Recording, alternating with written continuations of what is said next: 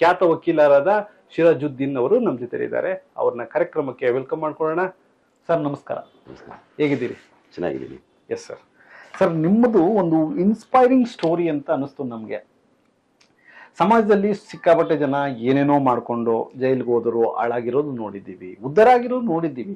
But ಇಲ್ಲ ಒಂದು ಕಡೆ ನಿಮ್ಮದು ಅದ್ಭುತವಾದ ಸ್ಟೋರಿ. ಸೊ ಹಂಗಾಗಿ ನಿಮ್ಮ ಬಗ್ಗೆ ಒಂದು ಕಿರು ಪರಿಚಯ ಮಾಡ್ಕೊಳ್ಳಿ. ಯಾಕೆ ನಾನು ಹೇಳೋದು ತುಂಬಾ ಕಡಿಮೆ. ಸೊ ಹಾಗಾಗಿ ನೀವೇನು, ಏನ್ ಮಾಡ್ತಾ ಇದ್ರಿ, ಅಂಡ್ ನಿಮ್ ನಡೆದು ಬಂದ ದಾರಿ ಏನು, ಅಂಡ್ ಇವಾಗ ಏನಿದ್ದೀರಿ?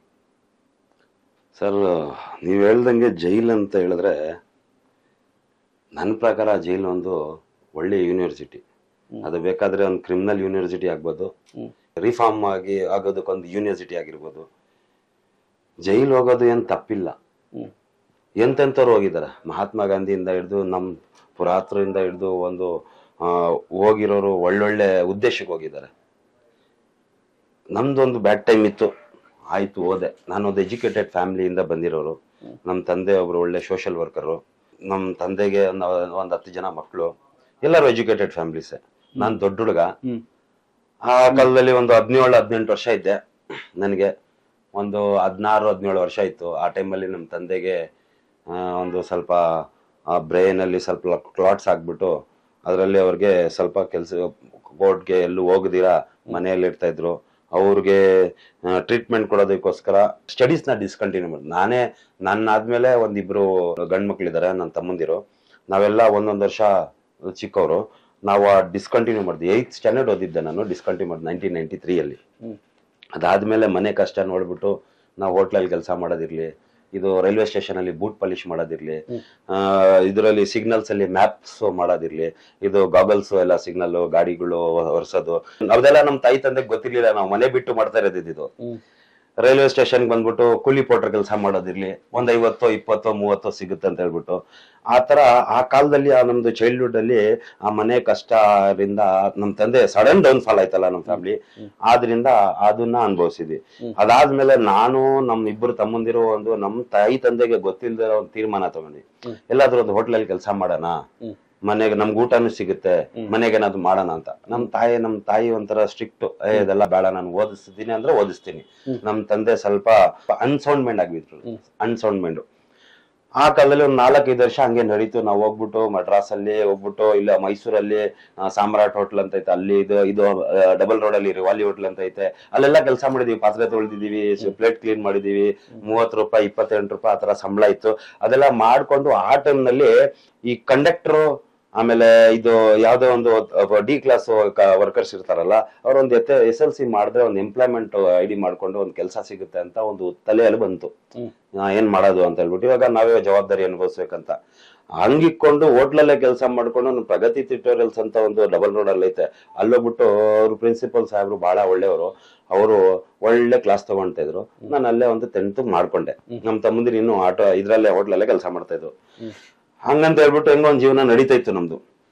ಅದಾದ ನಂತರ ಯಾವ್ದೋ ಒಂದು ಗಲಾಟೆಯಲ್ಲಿ, ಮನೆ ಹತ್ರ ಒಂದ್ ಗಲಾಟೆ ಇತ್ತು, ಯಾರೋ ನಮ್ ತಂಗಿಗೆ ರೇಗಿಸ್ಬಿಟ್ಟ ಅಂತ ಹೇಳ್ಬಿಟ್ಟು ಅವ್ನ್ಗೆ ಅದು ಪ್ಲೇ ಗ್ರೌಂಡ್ ಅಲ್ಲಿ ವಿಕೆಟ್ ತಗೊಂಡು ಅದ್ರಲ್ಲಿ ವಿಕೆಟ್ ಹೊಡೆದಾಯ್ತು. ಅವ್ನ್ಗೆ ಮನೆಯಿಂದ ಕೋಪ ಜಾಸ್ತಿ ಇತ್ತು. ಅವಾಗ ಒಂದು ಮನೆಯಿಂದ ಚಾಕು ತಗೊಂಡೋಗಿ ಅವ್ನ್ಗೆ ಚುಚ್ಚಿಬಿಟ್ಟೆ. ಅವನು ಪೊಲೀಸವರು ಬಂದ್ರು, ಹೋದ್ರು. ನಮ್ ತಾಯಿ ಏನ್ ಹೇಳಿದ್ರು, ನೀನು ದೊಡ್ಡವನು, ನೀನ್ ಮನೆಯಲ್ಲಿದ್ರೆ ಎಲ್ಲಾ ಮಕ್ಳು ಹಾಳಾಯ್ತಾರೆ, ನಿನ್ನನ್ನ ನೋಡ್ಕೊಂಡು ಎಲ್ಲಾರು ಅದೇ ದಾರಿಗೆ ಹೋಗ್ತಾರೆ, ನೀನ್ ಮನೆಗೆ ಬರ್ಬೇಡ ಅಂತ ಹೇಳ್ಬಿಟ್ಟು. ಸರಿ ಆಯ್ತು, ಹಿಂಗ್ ಹೇಳ್ತಾರ ಅಂತ ಹೇಳ್ಬಿಟ್ಟು, ಏನೋ ಒಂದ್ ಕೋಪದಿಂದ ಹೇಳ್ತಾರ ಅಂತ ಹೇಳ್ಬಿಟ್ಟು ನಾನು ಮನೆ ಹೊರಗಡೆ ಹೋದೆ. 1 ದಿನ 2 ದಿನ ಅಲ್ಲೇ ಇಲ್ಲಿ ಅಲ್ಲಿ ಮಲ್ಕೊಳ್ಳೋದು, ಯಾರ ಹತ್ರ ಆದ್ರೂ ಫ್ರೆಂಡ್ಸ್ ಮನೆಯಲ್ಲಿ ಅಲ್ಲಿ ತಿರ್ಗಾ ಹೋದ್ರೆ ಈ ನಮ್ ಮನೆ ಓನರು ನಮ್ ತಾಯಿಯವರೆಲ್ಲ ಏನ್ ಮಾಡ್ತಾರೆ, ನೀನ್ ಬರ್ಬೇಡ. ಅಷ್ಟಲ್ಲಿ ನಮ್ ತಂದೆ ತೀರೋಗಿರ್ತಾರೆ. ನಾನು ಅದನ್ನ ಸ್ಕಿಪ್ ಮಾಡ್ಬಿಟ್ಟೆ. ಅಷ್ಟಲ್ಲಿ ಇದೇ ಕಷ್ಟದಲ್ಲೆಲ್ಲ ನಮ್ ತಂದೆ ತೀರೋಗ್ಬಿಟ್ಟಿರ್ತಾರೆ. ಅವ್ರಿಗೆ ಟ್ರೀಟ್ಮೆಂಟ್ ಕೊಡೋದಕ್ಕೆ ಯಾರು ನಮ್ಮ ಫ್ಯಾಮಿಲಿ ಅಲ್ಲಿ ನಮ್ ತಾಯಿ ಕಡೆಯವ್ರು ಇರ್ಲಿ, ನಮ್ ತಂದೆ ಕಡೆಯವ್ರು ಇರ್ಲಿ, ಒಳ್ಳೆ ಶ್ರೀಮಂತರು ಇದ್ರು ಸಹ ಅವ್ರು ಯಾವ್ದೋ ತರದ್ದು ಸಪೋರ್ಟ್ ಮಾಡ್ಲಿಲ್ಲ. ಒಂದ್ ವೇಳೆ ಇದು ಯುನಾನಿ ಆಸ್ಪತ್ರೆ ಐತಲ್ಲ, ಅಲ್ಲಿ ನಮ್ಗೆ ಫ್ರೀ ಆಗಿ ಊಟ ಸಿಗುತ್ತೆ ಅಂತ ಹೇಳ್ಬಿಟ್ಟು ನಮ್ ತಂಗಿಗೆಲ್ಲ ಒಂದು ಸ್ವಲ್ಪ ಬೇರೆ ಬೇರೆ ಮಕ್ಕಳಿಗೆಲ್ಲ ಕಾಯಿಲೆಗಳು, ಅದೇ ಒಂದು ಇದು ಇಚ್ಚಿಂಗ್ ಕಾಯಿಲೆ ಅದು ಇದು ಅಂತ ಹೇಳ್ಬಿಟ್ಟು ಕಾಯಿಲೆಗಳು ಅಂತ ಹೇಳ್ಬಿಟ್ಟು ಅಲ್ಲಿ ಅಡ್ಮಿಟ್ ಮಾಡ್ಕೊಂಡು ಅಲ್ಲಿ 3-4 ತಿಂಗಳಿದ್ವಿ. ಅದೇ ಟೈಮ್ ನಲ್ಲಿ ನಮ್ ತಂದೆನೂ ತೀರೋಗ್ಬಿಟ್ರು. ಆ ತಂದೆ ತೀರೋದಾಗ ಯಾರು ಸಪೋರ್ಟ್ ಮಾಡಲಿಲ್ಲ. ನಮ್ಮ ಮಕ್ಳು ಇಷ್ಟು ಮಕ್ಳು ಕರ್ಕೊಂಡು ಬಂದು ಮನೆಯಲ್ಲಿ ಇಕ್ತೀರಾ ಅಂತ ಹೇಳ್ಬಿಟ್ಟು ನಮ್ ತಾಯಿ, ಅವ್ರ ತಾಯಿ ಇರ್ಲಿ, ನಮ್ಮ ಮಾವಂದಿರ್ ಇರ್ಲಿ, ಯಾರು ಇಟ್ಕೊಂಡಿಲ್ಲ. ಅದನ್ನೇ ನಮ್ಮ ತಾಯಿ ಚಾಲೆಂಜ್ ತಗೊಂಡು ಮಕ್ಕಳಿಗೆಲ್ಲ ಬೆಳೆಸ್ಬೇಕು, ಏನಾದ್ರು ಮಾಡ್ಬೇಕಂತ ಹೇಳ್ಬಿಟ್ಟು ನಮ್ಮ ಮಕ್ಕಳಿಗೆ, ಬೇರೆ ಮಕ್ಕಳಿಗೆಲ್ಲ ಓದಿಸ್ತಾ ಇದ್ರು. ನಾವು 3 ಜನ ಏನಾದ್ರು ಅದಕ್ಕೆ ಸಪೋರ್ಟ್ ಮಾಡೋ ಅಂತ ಇದ್ರು. ಆ ಟೈಮ್ನಲ್ಲಿ ನಾನು ಹೇಳ್ದಲ್ಲ, ಮನೆಯಲ್ಲಿ ಒಂಥರ ಗಲಾಟೆ ಇತ್ತು. ಅವರು ನಮ್ಮ ತಂಗಿ ಸ್ಕೂಲ್ಗೆ ಹೋಗಿ ಬರೋವಾಗ ಆ ಟೈಮಲ್ಲಿ ಒಬ್ಬನಿಗೆ ಚುಚ್ಚಿಬಿಟ್ಟು ನಾನು ಫರಾರಿ ಆಗ್ಬಿಟ್ಟೆ. ಅವಾಗ ನಾನು ಮೈನರ್ ಇದ್ದೆ, ಏನೋ ಅದು ಒಂದು 18 ವರ್ಷನೇ ಇತ್ತು, ಅವಾಗ್ಲೇ ಮೇಜರ್ ಆಗ್ತಿದೆ. ಆ ಟೈಮಲ್ಲಿ ಯಾರು ಅಷ್ಟೊಂದು ತಲೆಗೆ ತಗೊಂಡಿಲ್ಲ. ನಮ್ ತಾಯಿ ನೀನ್ ಬರ್ಬೇಡ್ದು ಅಂತ ಹೇಳ್ಬಿಟ್ಟು ಮನೆಯಿಂದ ಓಡಿಸ್ಬಿಟ್ರು. ಅಲ್ಲೇ ನಂದು ಟರ್ನಿಂಗ್ ಪಾಯಿಂಟ್. ಎಲ್ಲಿ ಮನೆಗೆ ಓಡಿಸಿದ್ರು ಅಲ್ಲೇನ್ ಮಾಡಿದೆ, ಇವಾಗ ಮಲ್ಕೊಳಕ್ ಜಾಗ ಇಲ್ಲ, ಏನ್ ಮಾಡೋದು ಅಂತ ಹೇಳ್ಬಿಟ್ಟು ಇಲ್ಲಿ ನ್ಯಾಯದಲ್ಲಿ ಏನು ಮಸೀದಿ ಐತೆ, ಆ ಮಸೀದಿಯಲ್ಲಿ ಬಂದ್ ಮಲ್ಕೊಂಬಿಡೋದು. ನಮಾಜ್ ಮಾಡೋದು ಟೈಮಲ್ಲಿ ಮಸೀದಿಯಲ್ಲಿ ಮಲ್ಕೊಳ್ಳೋದು. ಆ ಒಂದು ಸಂಡೇ ಅದೊಂದು ದಿನ ಬೆಳಿಗಿನ ಜಾವ ಒಂದು ಮಸೀದಿಯಲ್ಲಿ ಒಂದು 2 ಗ್ರೂಪ್ಸ್ ಮಧ್ಯೆ ಕ್ಲಾಶ್ ಆಗುತ್ತೆ. ಎಷ್ಟನೇ ಇಸ್ವಿ ಅದು? 2001 ನಲ್ಲಿ 2001 ಸೆಪ್ಟೆಂಬರ್ ತಿಂಗಳಲ್ಲಿ ಅದು ಒಂದು ಕ್ಲಾಶ್ ಆಗುತ್ತೆ. ಆ ಕ್ಲಾಶ್ ಆಗುತ್ತೆ, ನಾನು ನೋಡ್ತಾ ಇದ್ದೀನಿ. ಅವಾಗ್ಲೇ ನಮ್ಗೆ ಇನ್ನು ಬೆಳೀತಾ ಇದ್ದೀನಿ, ನನ್ಗೆ ಅವಾಗ ತುಂಬಾ ಜೋಶು, ನಮ್ಗೆ ತುಂಬಾ ಕೋಪ ಬೇರೆ. ಅವಾಗ ಏನಾಯ್ತು, ಅದ್ ಕ್ಲಾಶ್ ಆಗುತ್ತೆ. ನಾನು ಅದ್ ಇಬ್ಬರದು ನೋಡ್ತೀನಿ, ಅವನೇನ್ ಹೇಳ್ತಾನೆ ಅಂತ. ಅವ್ನು ಹೇಳ್ತಾನೆ ಈ ಮಸೀದಿಯಲ್ಲಿ ನೀನ್ ಬರ್ಬಾರ್ದು ಅಂತಾನೆ. ಅವನೇನಂತ ಇದ್ ಮಸೀದಿ ಎಲ್ಲಾರ್ದು ಅಂತಾನೆ. ಆ ಕ್ಲಾಶ್ ಅಲ್ಲಿ ಒಬ್ಬ ಏನ್ ಮಾಡ್ತಾನೆ, ಈ ಪುಸ್ತಕ ಓದ್ಬಾರ್ದು, ನೀನ್ ಹಿಂಗ್ ಬರ್ಬಾರ್ದು, ನೀನ್ ಇಲ್ಲಿ ಬರ್ಬಾರ್ದು ಅಂತ ಹೇಳ್ಬಿಟ್ಟು ನನ್ ಥಿಂಕಿಂಗ್ ನಾನೇನ್ ತಗೊಂಡೆ ಅಂತ ಹೇಳಿದ್ರೆ, ನೀವು ಎಲ್ಲಾರು ಮುಸ್ಲಿಮ್ರನೆ, ಎಲ್ಲಾರು ಮನುಷ್ಯರನೆ, ಈ ಮಸೀದಿ ಅಂದ್ರೆ ದೇವ್ರ ಮನೆ ಎಲ್ಲಾರ್ಗು, ಇವ್ನ ಅವನ್ ಹೇಳೋದಕ್ಕೆ ಅಂತ ಹೇಳ್ಬಿಟ್ಟು ಅವನ್ಗೆ ತಲೆಯಲ್ಲಿ ಕುಡಿಸ್ಕೊಂಡಿದ್ದೆ ನಾನು. ಏನ್ ಮಾಡ ಅದಾದ್ಮೇಲೆ ಬೆಳಿಗ್ಗೆ ಒಂದು 8:30-9 ಗಂಟೆ ಆಯ್ತು. ಮಸೀದಿ ಕಮಿಟಿ ಇರುತ್ತಲ್ಲ, ಆ ಕಮಿಟಿಯಲ್ಲಿ ಒಂದು ಮೀಟಿಂಗ್ ಆಗುತ್ತೆ. ನಾನು ಅಲ್ಲಿ ಹುಡುಗ ಚಿಕ್ಕ, ನನ್ಗೆ ಸೇರಿಸ್ತಾ ಇಲ್ಲ. ನಾನು ಅಲ್ಲಿ ನಿಂತ್ಕೊಂಡು ಕೇಳಿಸ್ತಾ ಇದ್ದೆ, ಏನ್ ಮಾತಾಡ್ತಾರ ಅಂತ. ಕಮಿಟಿ ದೊಡ್ಡವರು ಇರ್ತಾರಲ್ಲ, ಅವ್ರೇನಿರ್ತಾರೆ, ಇವನ್ ಮಾಡ್ತಾವನಲ್ಲ, ಇವ್ನ್ಗೆ ಯಾರಿಗಾದ್ರೂ ಕೈ ಕಾಲು ಮುರಿಬೇಕು, ಅವ್ನ್ ನಾನು ನೋಡ್ಕೊಂತೀನಿ ಅಂತಾರೆ. ನನ್ಗೆ ದೊಡ್ಡವರಾಗ್ಬಿಟ್ಟು ಇವ್ರು ಸರಿನೇ ಹೇಳ್ತಾ ಇರೋದು, ಇವನ್ ಕಡೆಯಿಂದ ದೊಡ್ಡ ಕ್ಲಾಶಸ್ ಆಗುತ್ತೆ ಅಂತ ಅವ್ನ್ ಹೊಡಿಬೇಕು ಅಂತ ಹೇಳ್ಬಿಟ್ಟು ನನ್ ಮನ್ಸಲ್ಲಿ. ಯಾರು ನನ್ಗೆ ಹೇಳಿಲ್ಲ. ಈಗ ಅವ್ರು ಹೇಳ್ತಿದಾರೆ, ನಾನು ಹೊಡೆದ್ರೆ ಇವ್ರು ಕಾಪಾಡ್ಬೋದು ನನ್ನ ಅನ್ನೋದು ಮನ್ಸಿಲ್ಲ. ಇಲ್ಲ, ನನ್ನೇನೋ ಇದ್ ಕೆಲ್ಸ ಮಾಡಿದ್ರೆ ಇದು ಒಳ್ಳೇದು, ಅಂದ್ರೆ ಇದು ದೇವ್ರಿಗೆ ಮಿಂಚುತ್ತೆ, ಯಾಕಂದ್ರೆ ಇದು ಕ್ಲಾಶಸ್ ಆತರ ಒಂದ್ ಥಿಂಕಿಂಗ್. ಅದಾದ್ಮೇಲೆ ಅದೇ ದಿನ ನಾನು ಅವ್ರಿಗೆ ಆಫೀಸ್ ರೂಮ್ ಬಿಟ್ಟು ಮಸೀದಿ ಹೊರಗಡೆ ಬಂದಾಗ ನಾನು ಕೇಳ್ದೆ, ಅದ್ರದ್ ನಾನು ಇವ್ನಿಗೆ ಹೊಡಿತೀನಿ, ಅದನ್ನೆಲ್ಲ ಏನ್ ಮಾಡ್ಬೇಡಪ್ಪ, ನೀನ್ ಯಾರಪ್ಪ, ನೀನ್ ಇಲ್ಲ ಅಂತ ಹೇಳಿ ನಾನು ಇಂಟ್ರೊಡ್ಯೂಸ್ ಮಾಡಿದೆ. ನಾನು ಇಲ್ಲಿ ಮಸೀದಿಯಲ್ಲಿ ಮಲ್ಕೊಂತೀನಿ, ಅದೆಲ್ಲ ಮಾಡಕ್ ಹೋಗ್ಬೇಡ ಅಂತ. ಇಲ್ಲ, ನೀವ್ ಹೇಳಿದ್ರಲ್ಲ ಯಾರಿಗಾದ್ರು ಅವ್ನಿಗೆ ಹೊಡಿಬೇಕು ಅಂತ ಹೇಳ್ಬಿಟ್ಟು, ಹೊಡಿಬೇಡದು, ನಾನ್ ಹೇಳಿದ್ದು ಯಾರಾದ್ರೂ ಇಂಥವ್ನಿಗೆ ಬಾಯಿ ಮುಚ್ಚಿದ್ರೆ ಬುದ್ಧಿ ಕಲಿಸಿದ್ರೆ ಹೆಂಗ್ ಬುದ್ಧಿ ಕಲ್ಸೋದು ಅಂತ. ಏನ್ ಒಂದ್ ಕೋಲ್ ತಗೊಂಡು, ಒಂದ್ ರಿಪೀಸ್ ತಗೊಂಡು, ಒಂದ್ ಕೈ ಕಾಲಿಗೆ ಒಂದ್ ಸ್ವಲ್ಪ ಕರೆಕ್ಟ್ ಆಗಿ ಒಂದ್ ಮೂಳೆ ಗಿಳೆ ಮುರಿದ್ರೆ ಅವ್ನಿಗೆ ಬುದ್ಧಿ ಬಂದ್ಬಿಡುತ್ತೆ, ಇನ್ನೊಂದ್ಸತಿ ಈ ಕಡೆ ಬರಲ್ಲ ಅಂತ. ಹೌದಾ ಅಂತ ಹೇಳ್ಬಿಟ್ಟು ನಾನು ಸುಮ್ನೆ ಇದ್ಬಿಟ್ಟೆ. ಏನು ಹೇಳಿಲ್ಲ ಅವ್ರೆ, ನೀನ್ ಇದಕ್ಕೆಲ್ಲ ಹೋಗ್ಬಾರ್ದಂತ. ಅದೊಂದ್ 8-9 ದಿನ ಆಗಿರ್ಬೋದು ಅಷ್ಟೇ. ಅದಾದ್ಮೇಲೆ ಅವನು ಇನ್ನೊಂದ್ಸತಿ ನನ್ ಕಣ್ ಮುಂದೆ ಸಿಕ್ಕಾಕೊಂತಾನೆ. ಅವಾಗ ನಾನು ಅವ್ನ್ಗೆ ನೋಡ್ತೀನಿ, ಇವ್ನ್ಗೆ ಏನಾದ್ರು ಮಾಡ್ಬೇಕಂತ. ನಮ್ ಬಾಮಿದ ಇನ್ನು ನಮ್ದು ಮದ್ವೆ ಆಗಿರ್ಲಿಲ್ಲ, ನನ್ ಫ್ರೆಂಡ್ಶಿಪ್ ತಬ್ರದಂತ. ಅವನ ಜೊತೆ ನಾನು ಅವನು ನಮಾಜ್ ಮಾಡ್ಕೊಂಡು ಈಚ್ ಕಡೆ ಕುತ್ಕೊಂಡು ಟೀ ಕುಡಿತಾ ಇರ್ತೀವಿ ಮಸೀದಿ ಹತ್ರ. ಅವ್ನು ನಮ್ ಮುಂದೆನೆ ಹೋಗ್ತಾನೆ. ಅವನ ಹತ್ರ ಗ್ಯಾರೇಜ್ ಮೆಕ್ಯಾನಿಕ್, ಅವನು 2 ವೀಲರ್. ಅವ್ನಿಗೆ ನಾನು ಹೇಳ್ತೀನಿ, ಅವ್ನಿಗೆ ಈ ತರ ನಾನು ಸ್ಟೋರಿ ಹೇಳ್ತೀನಿ, ಅವ್ನ ಈ ತರ ಆಗೈತೆ ಅಂತ ಹೇಳಿದ್, ನಡಿ ಆಯ್ತು ಅವ್ನಿಗೆ ಹೊಡಿಯೋಣ ಅಂತ ಹೇಳ್ಬಿಟ್ಟು ನಾವು ಹೋಗ್ತೀವಿ. ಹೊಡೆಯೋಣ ಅಂತ ಹೋಗ್ತೀವಿ, ಅದು ರಿಪೀಸ್ ನೋಡ್ತೀನಿ, ರಿಪೀಸ್ ಇಲ್ಲ. ಆದ ತಕ್ಷಣ ಹೋಗೋವಾಗ ಚಂದ್ರಾಲಯ ಓಟು ಅಪ್ಪಲ್ ಹೋಗೋವಾಗ ಅದು ಟ್ಯಾಂಕಿ ಹತ್ರ ಒಂದು ಎಳ್ಳಿರು ಇದು ಕೊಕೊನಟ್ ಅಲ್ಲಿ ಆಗ್ತಾ ಇದ್ದ. ಅವಾಗ್ಲೇ ಬೆಳಿಗ್ಗೆ 8:30-9 ಗಂಟೆ ಆವಾಗ್ಲೇ ಬೆಳಿಗ್ಗೆ ಅವನು ಎಳ್ನೀರ್ನ ತಗೊಂಡು ಅವನು ಇದು ಎಲ್ಲ ರೆಡಿ ಮಾಡ್ತಾ ಇದ್ದ. ಅವನದು ನಾನ್ ಮಚ್ ನೋಡ್ಕೊಂಡ್ಬಿಟ್ಟೆ. 1 ನಿಮಿಷ ಗಾಡಿ ನಿಲ್ಸ ಅಂತ ಹೇಳ್ಬಿಟ್ಟು ಅವ್ನ್ ಗಾಡಿ ನಿಲ್ಸ್ಬಿಟ್ಟು ಅವ್ನ್ ಮಚ್ ತಗೊಂಡ್ಬಿಟ್ಟೆ. ಅವನ ಹತ್ರ ಮಚ್ ತಗೊಂಡು ಏನ್ ಮಾಡ್ತೀನಿ, ನಾನು ಹಂಗೆ ಕೈಯಲ್ಲಿ ಇಕ್ಕೊಂಡ್ಬಿಡ್ತೀನಿ. ಅವ್ನ್ ಗಾಡಿ ಹೊಡ್ತಾನೆ, ಯಾಕೆ ಮಚ್ಚಲ್ಲೆಲ್ಲ ಹೊಡಿತಾ ಅಂತ ಹೇಳ್ದೆ. ನಡಿ, ಅವ್ನ್ ಭಯ ಬೀಳ್ಸೋದಲ್ವಾ, ಕೈ ಕಾಲ್ ಮೇಲೆ ಏನಾದ್ರು ಒಂದ್ ಹೊಡಿಯೋಣ ಅಂತ, ಉಲ್ಟಾ ಮಚ್ಚಿಂದ ಹೊಡಿಯೋಣ ಅಂತ ಹೇಳ್ಬಿಟ್ಟು. ಅವಾಗ ಪಿಕ್ಚರ್ಗಳೆಲ್ಲ ನೋಡಿರ್ತೀವಲ್ವಾ, ಅದೆಲ್ಲ ನಮ್ಗೆ ಯಂಗ್ ವಯಸ್ಸು ಪಿಕ್ಚರ್ ಎಲ್ಲ ನೋಡಿರ್ತೀವಿ. ಅಕ್ಷಯ್ ಕುಮಾರ್ ಇದು ಒಳ್ಳೆ ಒಳ್ಳೆ ಪಿಕ್ಚರ್ ನೋಡಿದ್ರೆ ಒಂದ್ ಇದು ರೌಡಿಸಂ ಪಿಕ್ಚರ್, ಅದು ಓಮು, ಅದು ಶಿವರಾಜ್ ಕುಮಾರ್ ಅದೆಲ್ಲ ನೋಡಿರ್ತೀನಲ್ಲ, AK-47 ಅದೆಲ್ಲ ನನ್ ತಲೆಯಲ್ಲಿ. ಇದು ರೌಡಿಸಂ ಅಂದ್ರೆ ಹಿಂಗ. ನಾನ್ ರೌಡಿಸಂ ಮಾಡ್ಬೇಕಂತ ಇಲ್ಲ, ಅವನ್ಗೆ ಸೇಡ್ ನನ್ಗೆ ಕೋಪ. ಅದೇ ಟೈಮಲ್ಲಿ ಅವ್ನು ಫಾಲೋ ಮಾಡ್ತೀವಿ, ಹೋಗ್ತಾನೆ. ಕರೆಕ್ಟ್ 8:30-9 ಗಂಟೆ ಚಂದ್ರಾಲಯ ಸಿಗ್ನಲ್ ಅಲ್ಲಿ ಟ್ರಾಫಿಕ್ ಪೊಲೀಸರು ಹಿಂಗ್ ನಿಲ್ಸ್ತಾರೆ ವೆಹಿಕಲ್. ನಿಲ್ಸಿದ ತಕ್ಷಣ ಅವ್ನು ನಿಲ್ಸ್ತಾನೆ. ಇಲ್ಲೆಲ್ಲ ಈ ಕಡೆ ಎಲ್ಲ ವೆಹಿಕಲ್ಸ್ ಹೋಗ್ತಾ ಇರುತ್ತೆ. ಎತ್ತಿದ್ದೆ ಮಚ್ಚೆತ್ತಿದ್ದೆ ಒಂದೇ ಏಟು ಇಲ್ಲಿ ಹೊಡೆದ್ ಬಿಡ್ತೀನಿ, ಇಲ್ಲಿ ಇದಕ್ಕೆ ಕತ್ತಿಗೆ. ಅವನು ಆದ್ರೂ ಅವ್ನಿಗೆ ಅಷ್ಟು ಎದ್ ಬೀಳಿಲ್ಲ, ನಾ ಅಷ್ಟು ಫೋರ್ಸ್ ಆಗಿ ಹೊಡೆದಿಲ್ಲ, ಸುಮ್ನೆ ನಿಲ್ಸ್ಲಿ ಅಂತ ಹೇಳ್ಬಿಟ್ಟು ಉಲ್ಟಾ ಮಚ್ಚಿಂದ ಹೊಡ್ತಿರ್ತೀನಿ. ಆಮೇಲೆ ಅವ್ನು ನಿಲ್ಸ್ಬಿಟ್ಟು ನನಗೆ ಹೊಡೆಯಕ್ಕೆ ಒಂದ್ 2-3 ಪಂಚ್ ಹೊಡಿತಾ ನನ್ಗೆ ಮುಖದ ಮೇಲೆ. ಇಳಿದ್ಬಿಟ್ಟು ಏನಂತ ಎಲ್ಲ ಪಬ್ಲಿಕ್ ಸೇರ್ಕೊಂಡ್ಬಿಡುತ್ತೆ. ನಾನು ಮಚ್ಚತ್ತಿ ಒಂದ್ ಏಟ್ ಹೊಡಿತೀನಿ, ಇಲ್ಲಿಂದ ಇದು ಹಿಂಗೆ ಬಿಚ್ಕೊಂಡು ಹಿಂಗ್ ಬಿದ್ದುಬಿಡುತ್ತೆ. ಇದು ಹಿಂಗೆ ಸ್ಲಿಪ್ ಆಗಿ ಹಿಂಗ್ ಬೀಳುತ್ತಲ್ಲ, ಇದು ಹಿಂಗೆ ಇದು ಬಿದ್ದುಬಿಡುತ್ತೆ. ಬಿದ್ದಿದ ತಕ್ಷಣ ಅವ್ನು ಓಡ್ತಾನೆ. ಸಿಗ್ನಲ್ ಅಲ್ಲಿ ಇಲ್ಲ ಪೊಲೀಸ್ ಅವರು ಇರ್ತಾರೆ, ಎಲ್ಲ ಪಬ್ಲಿಕ್ ಇರ್ತಾರೆ. ನಾನು ಒಂದು ಓಡಿಸ್ಕೊಂಡು ಓಡ್ತೀನಿ. ತಲೆ ಕಟ್ಟಾದ್ರು ಓಡ್ತಾನ? ತಲೆ ಕಟ್ಟಾಗಿಲ್ಲ, ಇದು ಚರ್ಮ ಕಿವಿ ಜೊತೆ ಹಿಂಗೆ ಬೀಳುತ್ತೆ ಚರ್ಮ ಇಲ್ಲಿ ಗಂಟ. ಓಡ್ತಾನೆ ಅವನು. ಓಡ್ಬಿಟ್ಟು ಪಬ್ಲಿಕ್ ಅಲ್ಲಿ ಸಿಗ್ನಲ್ ನಿಂತ್ಕೊಂಡು ನನ್ಗೆ ಯಾಕೋ ಅಷ್ಟ ಅದ್ ಏನಾಯ್ತೋ ಅವದ್ ಯಾವ ದೆವ್ವ ಬಂದಿದ್ ನಮ್ ತಲೆಯಲ್ಲಿ ಎತ್ಬಿಟ್ಟು ಹಿಂಗೆ ಹೊಡೆದಿ ಕೊಚ್ಬಿಡ್ತೀನಿ ನಿಮ್ಗೆ ಎಲ್ಲ. ಅದ್ರಲ್ಲಿ ಅವ್ನಿಗೆ 1168 ಸ್ಟಿಚಸ್ ಬೀಳುತ್ತೆ. ಅವ್ನಿಗೆ 1168 ಸ್ಟಿಚಸ್ ಬೀಳುತ್ತೆ. ಎಲ್ಲ 68 ಸ್ಟಿಚಸ್ ಬರುತ್ತೆ. ಅದು ಚಾರ್ಜ್ ಶೀಟ್ ಅಲ್ಲಿ ಐತೆ ನಮ್ದು. ಅಷ್ಟೊಂದು ಕೋಪ ಆ ಟೈಮಲ್ಲಿ. ಅವ್ನ್ ಮಲೆ ಹಾಸ್ಪಿಟಲ್ ಅಲ್ಲಿ ಅಡ್ಮಿಟ್ ಮಾಡ್ತಾರೆ. 11 ದಿನ ಅವ್ನ್ ಕೋಮಾ ಅಲ್ಲೇ ಇರ್ತಾನೆ. ಆ ಸೆಕೆಂಡ್ ಗ್ರೂಪ್ ಇವ್ನ ಕಡೆ ಗ್ರೂಪ್ ಇರ್ತಾರಲ್ಲ, ಅವರೆಲ್ಲ ಏನ್ ಮಾಡ್ತಾರೆ, ಇದು ದೊಡ್ಡ ಕ್ಲಾಶಸ್ ಆಗ್ಬಿಡುತ್ತೆ ನಾನು ಹೊಡೆದಿದ್ದಕ್ಕೆ. ಇವ್ರಲ್ಲಿ ಹೊಡ್ಸಿರೋದಂತ ಹೇಳ್ಬಿಟ್ಟು ಮಸೀದಿ ಕಡೆಯಿಂದಾನೆ ಹೊಡ್ಸವ್ರ ಅಂತ. ಅಲ್ಲಿಂದ ನಾನು ಓಡೋಗ್ಬಿಡ್ತೀನಿ. ನನ್ಗೆ ಯಾರು ಅಷ್ಟೊಂದು ಐಡೆಂಟಿಫೈ ಮಾಡ್ಲಿಲ್ಲ. ನಾನ್ ಬೇರೆ ಕಡೆ ಆ ಟೈಮಲ್ಲಿ. ಆಮೇಲೆ ನಾನ್ ಗಾಡಿ ಹೋಗಿರ್ತೀನಲ್ಲ, ನನ್ ಬಾಮೈದ ಅಲ್ಲಿಂದ ಓಡೋಗ್ಬಿಟ್ಟಿರ್ತಾನೆ. ತಬ್ರೇಜ್ ಓಡೋಗ್ಬಿಟ್ಟಿರ್ತಾನೆ. ಯಾರು ಇರಲ್ಲ ಆ ಟೈಮಲ್ಲಿ. ಎಲ್ಲ ಪಬ್ಲಿಕ್ ಇರುತ್ತೆ. ಆ ಪಬ್ಲಿಕ್ ನನ್ ಮುಂದೆ ಬರುತ್ತಲ್ಲ, ಅದು ಮಚ್ಚು ರಕ್ತ ಸುರಿತಾ ಇರೋದು, ಬಟ್ಟೆ ಎಲ್ಲ ರಕ್ತ ಆಗಿರುತ್ತಲ್ಲ. ಒಂದ್ ಅಜ್ಜಿ ಸುಮಾರು 70-80 ವಯಸ್ಸಾಗಿರ್ಬೋದು. ಆ ಅಜ್ಜಿ, ಬಿಡಪ್ಪ ಮಗ, ನಿನ್ ಬಿಡ ಒಂದ್ ಸತ್ತೋಗ್ಬಿಟ್ಟ ಅಂತ ಹೇಳ್ಬಿಟ್ಟು ನನ್ ಕೈಗೆ ಹಿಡಿತಾರೆ, ಪರಿಚ್ಬಿಡ್ತಾರೆ ನನ್ನ ಕೈಗೆ, ಬಿಡು ಅಂತ ಹೇಳ್ಬಿಟ್ಟು. ಆಯ್ತಂತ ಹೇಳ್ಬಿಟ್ಟು ಬಿಟ್ಬಿಡ್ತೀನಿ. ಒಂದ್ ಸತ್ತೋದ ಅಂತ ಹೇಳ್ಬಿಟ್ಟು ನಾನು ಬಿಟ್ಬಿಟ್ಟು ಬಂದ್ಬಿಡ್ತೀನಿ. ಬಿಟ್ಬಿಟ್ಟು ನಾನೇನ್ ಮಾಡ್ತೀನಿ, ನಾನು ಹೋಗ್ಬಿಡ್ತೀನಿ, ಎಸ್ಕೇಪ್ ಆಗ್ಬಿಡ್ತೀನಿ. ಈ ಟೈಮ್ ನಲ್ಲಿ ಪೊಲೀಸರು ಇವಾಗ ಮನೆಗೆ ಸೇರಿಸ್ತಾ ಇಲ್ಲ, ಪೊಲೀಸರು ಸೇರಿಸಲ್ಲ. ನಾನೊಂದು ನಮ್ ಬಾಮಿದ ಅವ್ರ ಹತ್ರ ಐಡೆಂಟಿಫೈ ಮಾಡಿಲ್ಲ, ಯಾರಿಗೂ ಗೊತ್ತೂ ಇಲ್ಲ, ಏರಿಯಾದಲ್ಲೇ ಗೊತ್ತಿಲ್ಲ. ನಾನು ಹೊಸ ಹುಡುಗ. ಇದೇ ಟೈಮ್ ನಲ್ಲಿ ನಾನು ಅವಾಗ ಒಂದು 19 ವರ್ಷ ಅನ್ಸುತ್ತೆ. ಆ ಟೈಮಲ್ಲಿ ನಾನು ಪ್ರೀತಿ ಬೇರೆ ಮಾಡ್ತಾ ಇದ್ದೆ. ನಮ್ಗೆ ಲವ್ ಫಾಲ್ ಅಲ್ಲಿ ಇದ್ದೆ. ಆ ಟೈಮಲ್ಲಿ ನಮ್ ವೈಫ್ ಹೋಗ್ಬಿಟ್ಟು, ನಾನು ಪ್ರೀತಿಸ್ತಾ ಇದ್ದೇನೆ. ಹೌದು, ನಾನು ಪ್ರೀತಿಸ್ತಾ, ಇವಾಗ ಹೋಗೋಣ, ಇಂಥ ಟೈಮಿಂಗ್ ಆಗ್ಬಿಟ್ಟಿದೆ, ನಾನು ಈ ತರ ಒಂದು ಖೂನಿಗೆ ಜೊತೆ ನಾನು ಬರಲ್ಲ, ಹಿಂಗೆಲ್ಲ ಗೊತ್ತಾಯ್ತು ಅಂತ ಅಲ್ಲಿ ಹೇಳ್ತಾರೆ. ನಾನೇನೋ ಹೇಳ್ಬಿಟ್ಟು ಆಯ್ತು ಅಂತ ಹೇಳ್ಬಿಟ್ಟು ಅದೇ ಅಬ್ಸ್ಕಾಂಡಿಂಗ್ ದಿವಸದಲ್ಲೇ 3 ತಿಂಗಳು ಅಬ್ಸ್ಕಾಂಡಿಂಗ್ ಇರ್ತೀನಿ ನಾನು, ಸೆಪ್ಟೆಂಬರ್ ಇಂದ ಜನವರಿ ಗಂಟ. ಆ ಅಬ್ಸ್ಕಾಂಡಿಂಗ್ ಟೈಮ್ ಅಲ್ಲೇ ಡಿಸೆಂಬರ್ ತಿಂಗಳಲ್ಲಿ ಬಂದ್ಬಿಟ್ಟು ಈ ತರ ನಾನು ಎಷ್ಟು ಪ್ರೀತಿ ಮಾಡ್ತಿದ್ದೇನೆ ಅಂತ ಎಲ್ಲ ಏನೋ ಒಂದ್ ಹೇಳ್ಬಿಟ್ಟು, ನಿಮ್ ತಾಯಿಯಲ್ಲಿ ಬಿದ್ದೋಗ್ಬಿಟ್ಟಿದ್ದಾರೆ, ಅಲ್ಲಿ ಜಾರ್ ಬಿಟ್ಟು ಬಿದ್ದೋಗ್ಬಿಟ್ಟಿದ್ದಾರೆ, ಬಾ ಅಂತ ಹೇಳ್ಬಿಟ್ಟು ನಾನು ಅವಾಗ ಆಟೋ ಓಡಿಸ್ತಾ, ಯಾರ ಹತ್ರನೂ ಆಟೋ ಇಸ್ಕೊಂಡಿರ್ತೀನಿ.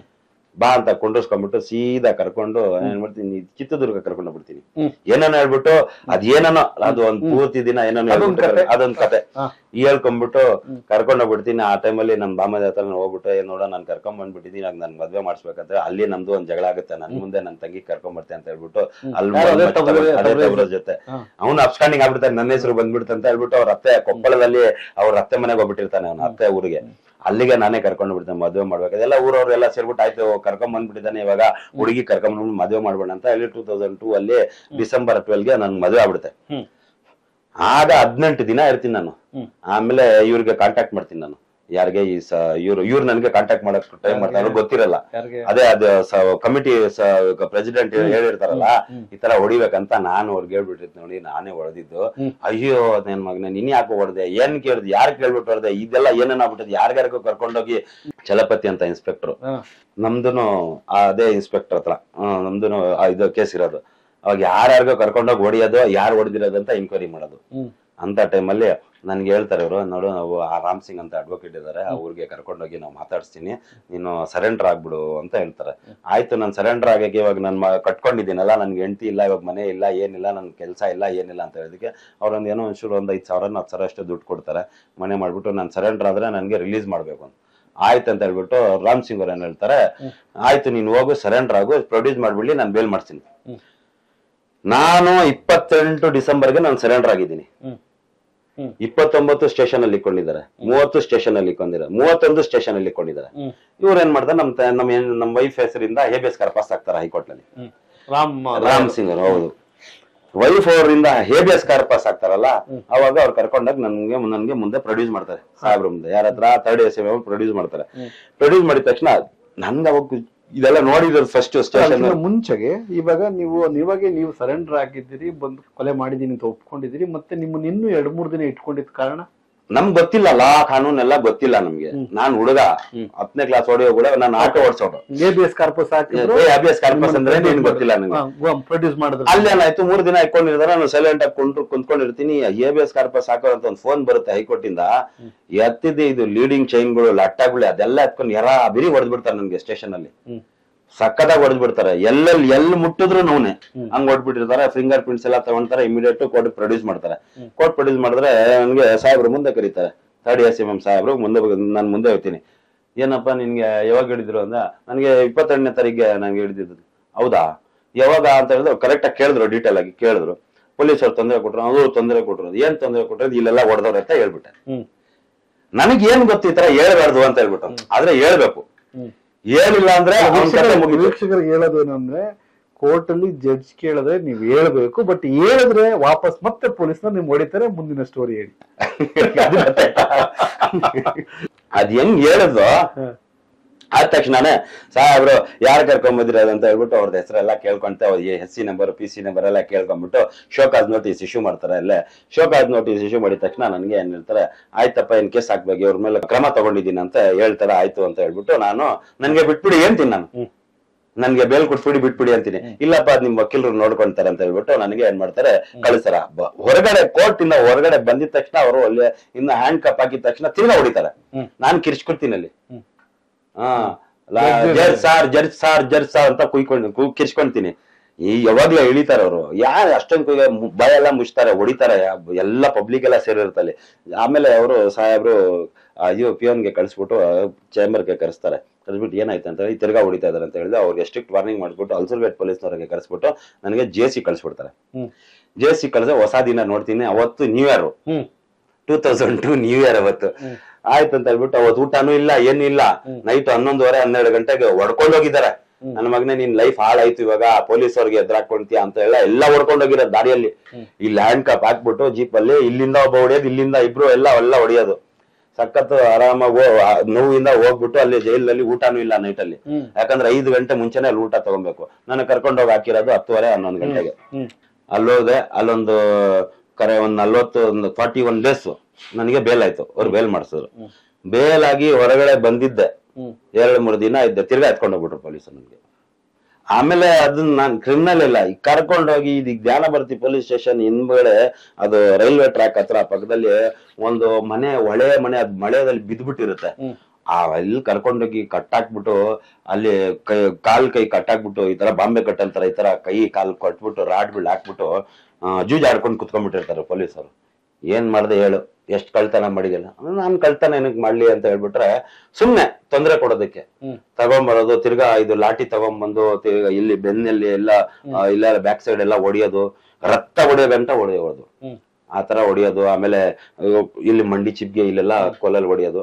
ತಿರ್ಗಾ ಬಿಟ್ಬಿಡೋದು. 10 ನಿಮಿಷ ರಿಪೇರಿ, ತಿರ್ಗಾ ಬಿಟ್ಬಿಡ್ತಾರೆ. ತಿರ್ಗಾ 1-2 ವಾರ ಆದ್ಮೇಲೆ ತಿರ್ಗಾ 10 ನಿಮಿಷ ರಿಪೇರಿ. ಆ ತರ ಒಂದು 7 ದಿನ 8 ದಿನ ಹಾಕಿದ್ರು. ಈ ರಾಜರಾಜೇಶ್ವರಿ ಟೆಂಪಲ್ ಐತಲ್ಲ, ಅಲ್ಲೊಂದು ಪೂಜಾರಿ ಇದ್ರು. ಆ ಪೂಜಾರಿ ಅವ್ರ ಹತ್ರ ಅವ್ರದ್ದು ವೆಹಿಕಲ್ ಅನ್ನ ನಮ್ ಬಾಮೈದ ನಮ್ಮ ಮಾವ ಅವರೆಲ್ಲ ಏನ್ ಮಾಡಿದ್ರು, 5,000 ಕೊಟ್ಬಿಟ್ಟು ಒಂದು ಬಾಂಡ್ ಅಂತ ಒಂದು ವೆಹಿಕಲ್ ಇತ್ತು, ಅದು ತಗೊಂಡಿದ್ರು. ಅದೆಲ್ಲಿ ತಗೊಂಡಿರೋದು, ಚಂದ್ರಲಾಡ್ ಪೊಲೀಸ್ ಸ್ಟೇಷನ್ ಅಲ್ಲಿ ಆಕ್ಷನ್ಗೆ ವೆಹಿಕಲ್ ತಗೊಂಡಿರೋದು. ಅದನ್ನ ನಮ್ಮ ಮಾವ ಓಡಿಸ್ಕೊಂಡ್ ಬಂದ್ರು ಆ ಗಾಡಿನ. ಡಾಕ್ಯುಮೆಂಟ್ ಕೊಡು ಅಂತ ಹೇಳಿದ್ರು. ಡಾಕ್ಯುಮೆಂಟ್ ಇಲ್ಲ, ಒಂದೇ ಒಂದು ಸ್ಲಿಪ್ ಇರೋದು, ಆಕ್ಷನ್ ಅಲ್ಲಿ ತಗೊಂಡಿರೋದು. ಆ ವೆಹಿಕಲ್ ನ ನಿಲ್ಲಿಸ್ಬಿಟ್ಟು ನನಗೆ ಫೋಟೋ ಎಳೆದ್ಬಿಟ್ಟು ಈ ವೆಹಿಕಲ್ ನ ಇವ್ನು ಕಳ್ತನ ಮಾಡಿದಾನಂತ ಜ್ಞಾನಭಾರತಿ ಪೊಲೀಸರು ACP ಲವಕುಮಾರ್, ನಾನು ಹೇಳ್ದೆ, ACP ಲವಕುಮಾರ್ ಅವ್ರಿಗೆ ಹೇಳ್ದೆ, ಇದ್ ನನ್ ಮೇಲೆ ತಪ್ಪು ಮಾಡ್ತಾ ಇದಾರೆ, ನಾನು ಒಬ್ಬ ಎಜುಕೇಟೆಡ್ ಫ್ಯಾಮಿಲಿ, ಏನ್ ತಪ್ಪು ಮಾಡಿದ್ದೆ, ನಾನು ಜೈಲ್ಗೆ ಹೋಗ್ಬಿಟ್ಟು ಬಂದಿನಿ, ನಾನು ಬೇಲ್ ಮೇಲೆ ಏನಕ್ಕೆ ಬಿಡ್ತೀರಾ ಅಂತ. ನೀನ್ ಏನೇನೋ ಹೇಳಿದ್ರು ಆ ಟೈಮಲ್ಲಿ. ನನ್ ಮಗನ ನಿನ್ಗೆ ಇದ್ ಮಾಡ್ಬಿಡ್ತೀನಿ, ಅದ್ ಮಾಡ್ಬಿಡ್ತೀನಿ ಅಂತ ಏನು ಹೇಳ್ಬಿಟ್ಟು ನನ್ಗೆ ಜೈಲ್ಗೆ ಕಳ್ಸ್ಬಿಟ್ಟಿರ್ತೀರ. ಇಲ್ಲಿ ಕನ್ಫ್ಯೂಷನ್ ಏನು ಅಂತಂದ್ರೆ, ನೀವು ಜಡ್ಜ್ ಮುಂದೆ ಹೇಳಿದ್ಕೆ ಹಿಂಗ್ ಮಾಡಿದ್ರ, ಅಥವಾ ಒಬ್ಬ ಕೊಲೆಗಾರ ಅಥವಾ ಒಂದು ಕೊಲೆ ಮಾಡಿದವನ್ನ ರಿಲೀಸ್ ಆದ್ರೆ ಮತ್ತೆ ಪದೇ ಅವನ ಮೇಲೆ ಮಿಕ್ಕಿರೋ ಕೇಸನ್ನ ಹಾಕ್ಬೇಕು ಅಂತನ. ಪೊಲೀಸ್ನವ್ರದ್ದು ಹೆಂಗ್ ಗೊತ್ತಾ ಸರ್, ಅವರು ಬಹಳ ಒಳ್ಳೆಯವರು ಇದಾರೆ, ಹಾನೆಸ್ಟ್ ಅವರು ಇದಾರೆ. ಸ್ವಲ್ಪ ಡಿಸ್ಹಾನೆಸ್ಟ್ ಇರ್ತಾರಲ್ಲ ಅಂತವ್ರು ಏನ್ ಮಾಡ್ತಾರೆ, ಅವ್ರಿಗೆ ಹಿಂಗೆ ಬೆರಳು ತೋರಿಸ್ಬಾರ್ದು, ಕಾನೂನು ಅವ್ರಿಗೆ ಹೇಳ್ಬಾರ್ದು. ಏನ್ ನೀವು ಹಿಂಗ್ ಮಾಡ್ಬೇಕು ಅಂತ. ನಾನಲ್ಲಿ ಜಡ್ಜ್ ಸಾಹೇಬ್ರ ಹತ್ರ ಕಂಪ್ಲೇಂಟ್ ಮಾಡ್ಬಿಡ್ತನಲ್ಲ, ಅವ್ರಿಗೆ ಶೋಕಾಸ್ ನೋಟಿಸ್ ಬಂದ್ಬಿಡ್ತಲ್ಲ, ಹಂಗಂದ್ರೆ ಇಲ್ಲಿಗಲ್ ಡಿಟೆನ್ಷನ್ ಆಯ್ತು. 3 days ನನ್ಗೆ 3 ದಿನ ಇಕ್ಕಿದ್ರು, ಅದು ಇಲ್ಲಿಗಲ್ ಡಿಟೆನ್ಷನ್ ಆಯ್ತು. ಅವ್ರ ಮೇಲೆ ಡಿಸಿಪ್ಲಿನರಿ ಆಕ್ಷನ್ ಆಯ್ತು, ಅವ್ರ ಮೇಲೆ ಡಿಪಾರ್ಟ್ಮೆಂಟಲ್ ಎನ್ಕ್ವೈರಿ ಆಯ್ತು, ಶೋಕಾಸ್ ನೋಟಿಸ್ ಕೊಟ್ರು. K Basu state of West Bengal ಆಮೇಲೆ ಆ ಗೈಡ್ ಲೈನ್ಸ್ ಉಲ್ಲಂಘನೆ ಮಾಡಿದ್ರು. ಆಮೇಲೆ ಆರ್ಟಿಕಲ್ 22 clause 1 ರಲ್ಲಿ ಏನ್ ಹೇಳ್ತಾರೆ, ಗ್ರೌಂಡ್ಸ್ ಆಫ್ ಅರೆಸ್ಟ್ ಕೊಡ್ಬೇಕು, ಏನೇ ಇರ್ಲಿ ಅದನ್ನ ಟ್ರೀಟ್ಮೆಂಟ್ ಕೊಡ್ಬೇಕು, 24 hours ಅಲ್ಲಿ ಪ್ರೊಡ್ಯೂಸ್ ಮಾಡ್ಬೇಕು, ಆಮೇಲೆ ಎಲ್ಲಾ ಸೌಕರ್ಯ ಕೊಡ್ಬೇಕಂತ ಏನದು ಗೈಡ್ ಲೈನ್ಸ್ ಕೊಟ್ಟಿದ್ದಾರೆ.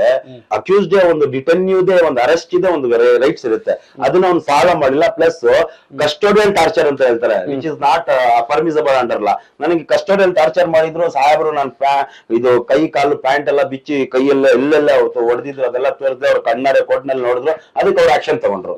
ಆ ಆಕ್ಷನ್ ತಗೊಂಡ್ರಲ್ಲ, ಈ ನನ್ ಮಗ ನನ್ ಮೇಲೆ ಹೇಳಿದ್ನಲ್ಲ ಅಂತ ಹೇಳ್ಬಿಟ್ಟು ನಾನ್ ಬಂದ ಮೇಲೆ ವೆಯ್ಟ್ ಮಾಡ್ಬಿಟ್ಟು ಅದೇ ಪೊಲೀಸ್ನವ್ರು ಯಾರು ನನ್ಗೆ ಹಿಡಿದಿದ್ನೋ ಅದೇ ಪೊಲೀಸ್ನವ್ರು ಅದ್ರಲ್ಲಿ ಒಬ್ಬ ಕ್ರೈಮ್ನವರು ಬೇರೆ ಕ್ರೈಮ್ನವ್ರು ಸೇರ್ಕೊಂಡ್ಬಿಟ್ಟು ನನ್ಗೆ ತೊಂದರೆ ಕೊಡ್ಬೇಕಂತ ಹೇಳ್ಬಿಟ್ಟು ಆ ಜ್ಯೂರಿಡಿಕ್ಷನ್ ಅಲ್ಲಿ ACP ಜ್ಯೂರಿಡಿಕ್ಷನ್ ಅಲ್ಲಿ ಒಂದು 5-6 ಪೊಲೀಸ್ ಸ್ಟೇಷನ್ ಎಷ್ಟು ಬರುತ್ತೆ ಅದೇ ಜ್ಯೂರಿಡಿಕ್ಷನ್ ಕರ್ಕೊಂಡೋಗಿ ACP ಕೆಂಗೇರಿ ಗೇಟ್ ಬರುತ್ತೆ, ವಿಜಯನಗರ ಇರ್ಲಿ ಅಲ್ಲಿ ಇರ್ಲಿ ಅದಕ್ಕೆ ಬರುತ್ತೆ ಅಂತ ಅಲ್ಲಿ ಕರ್ಕೊಂಡೋಗಿ ಹಾಕ್ಬಿಟ್ಟಿದ್ರು.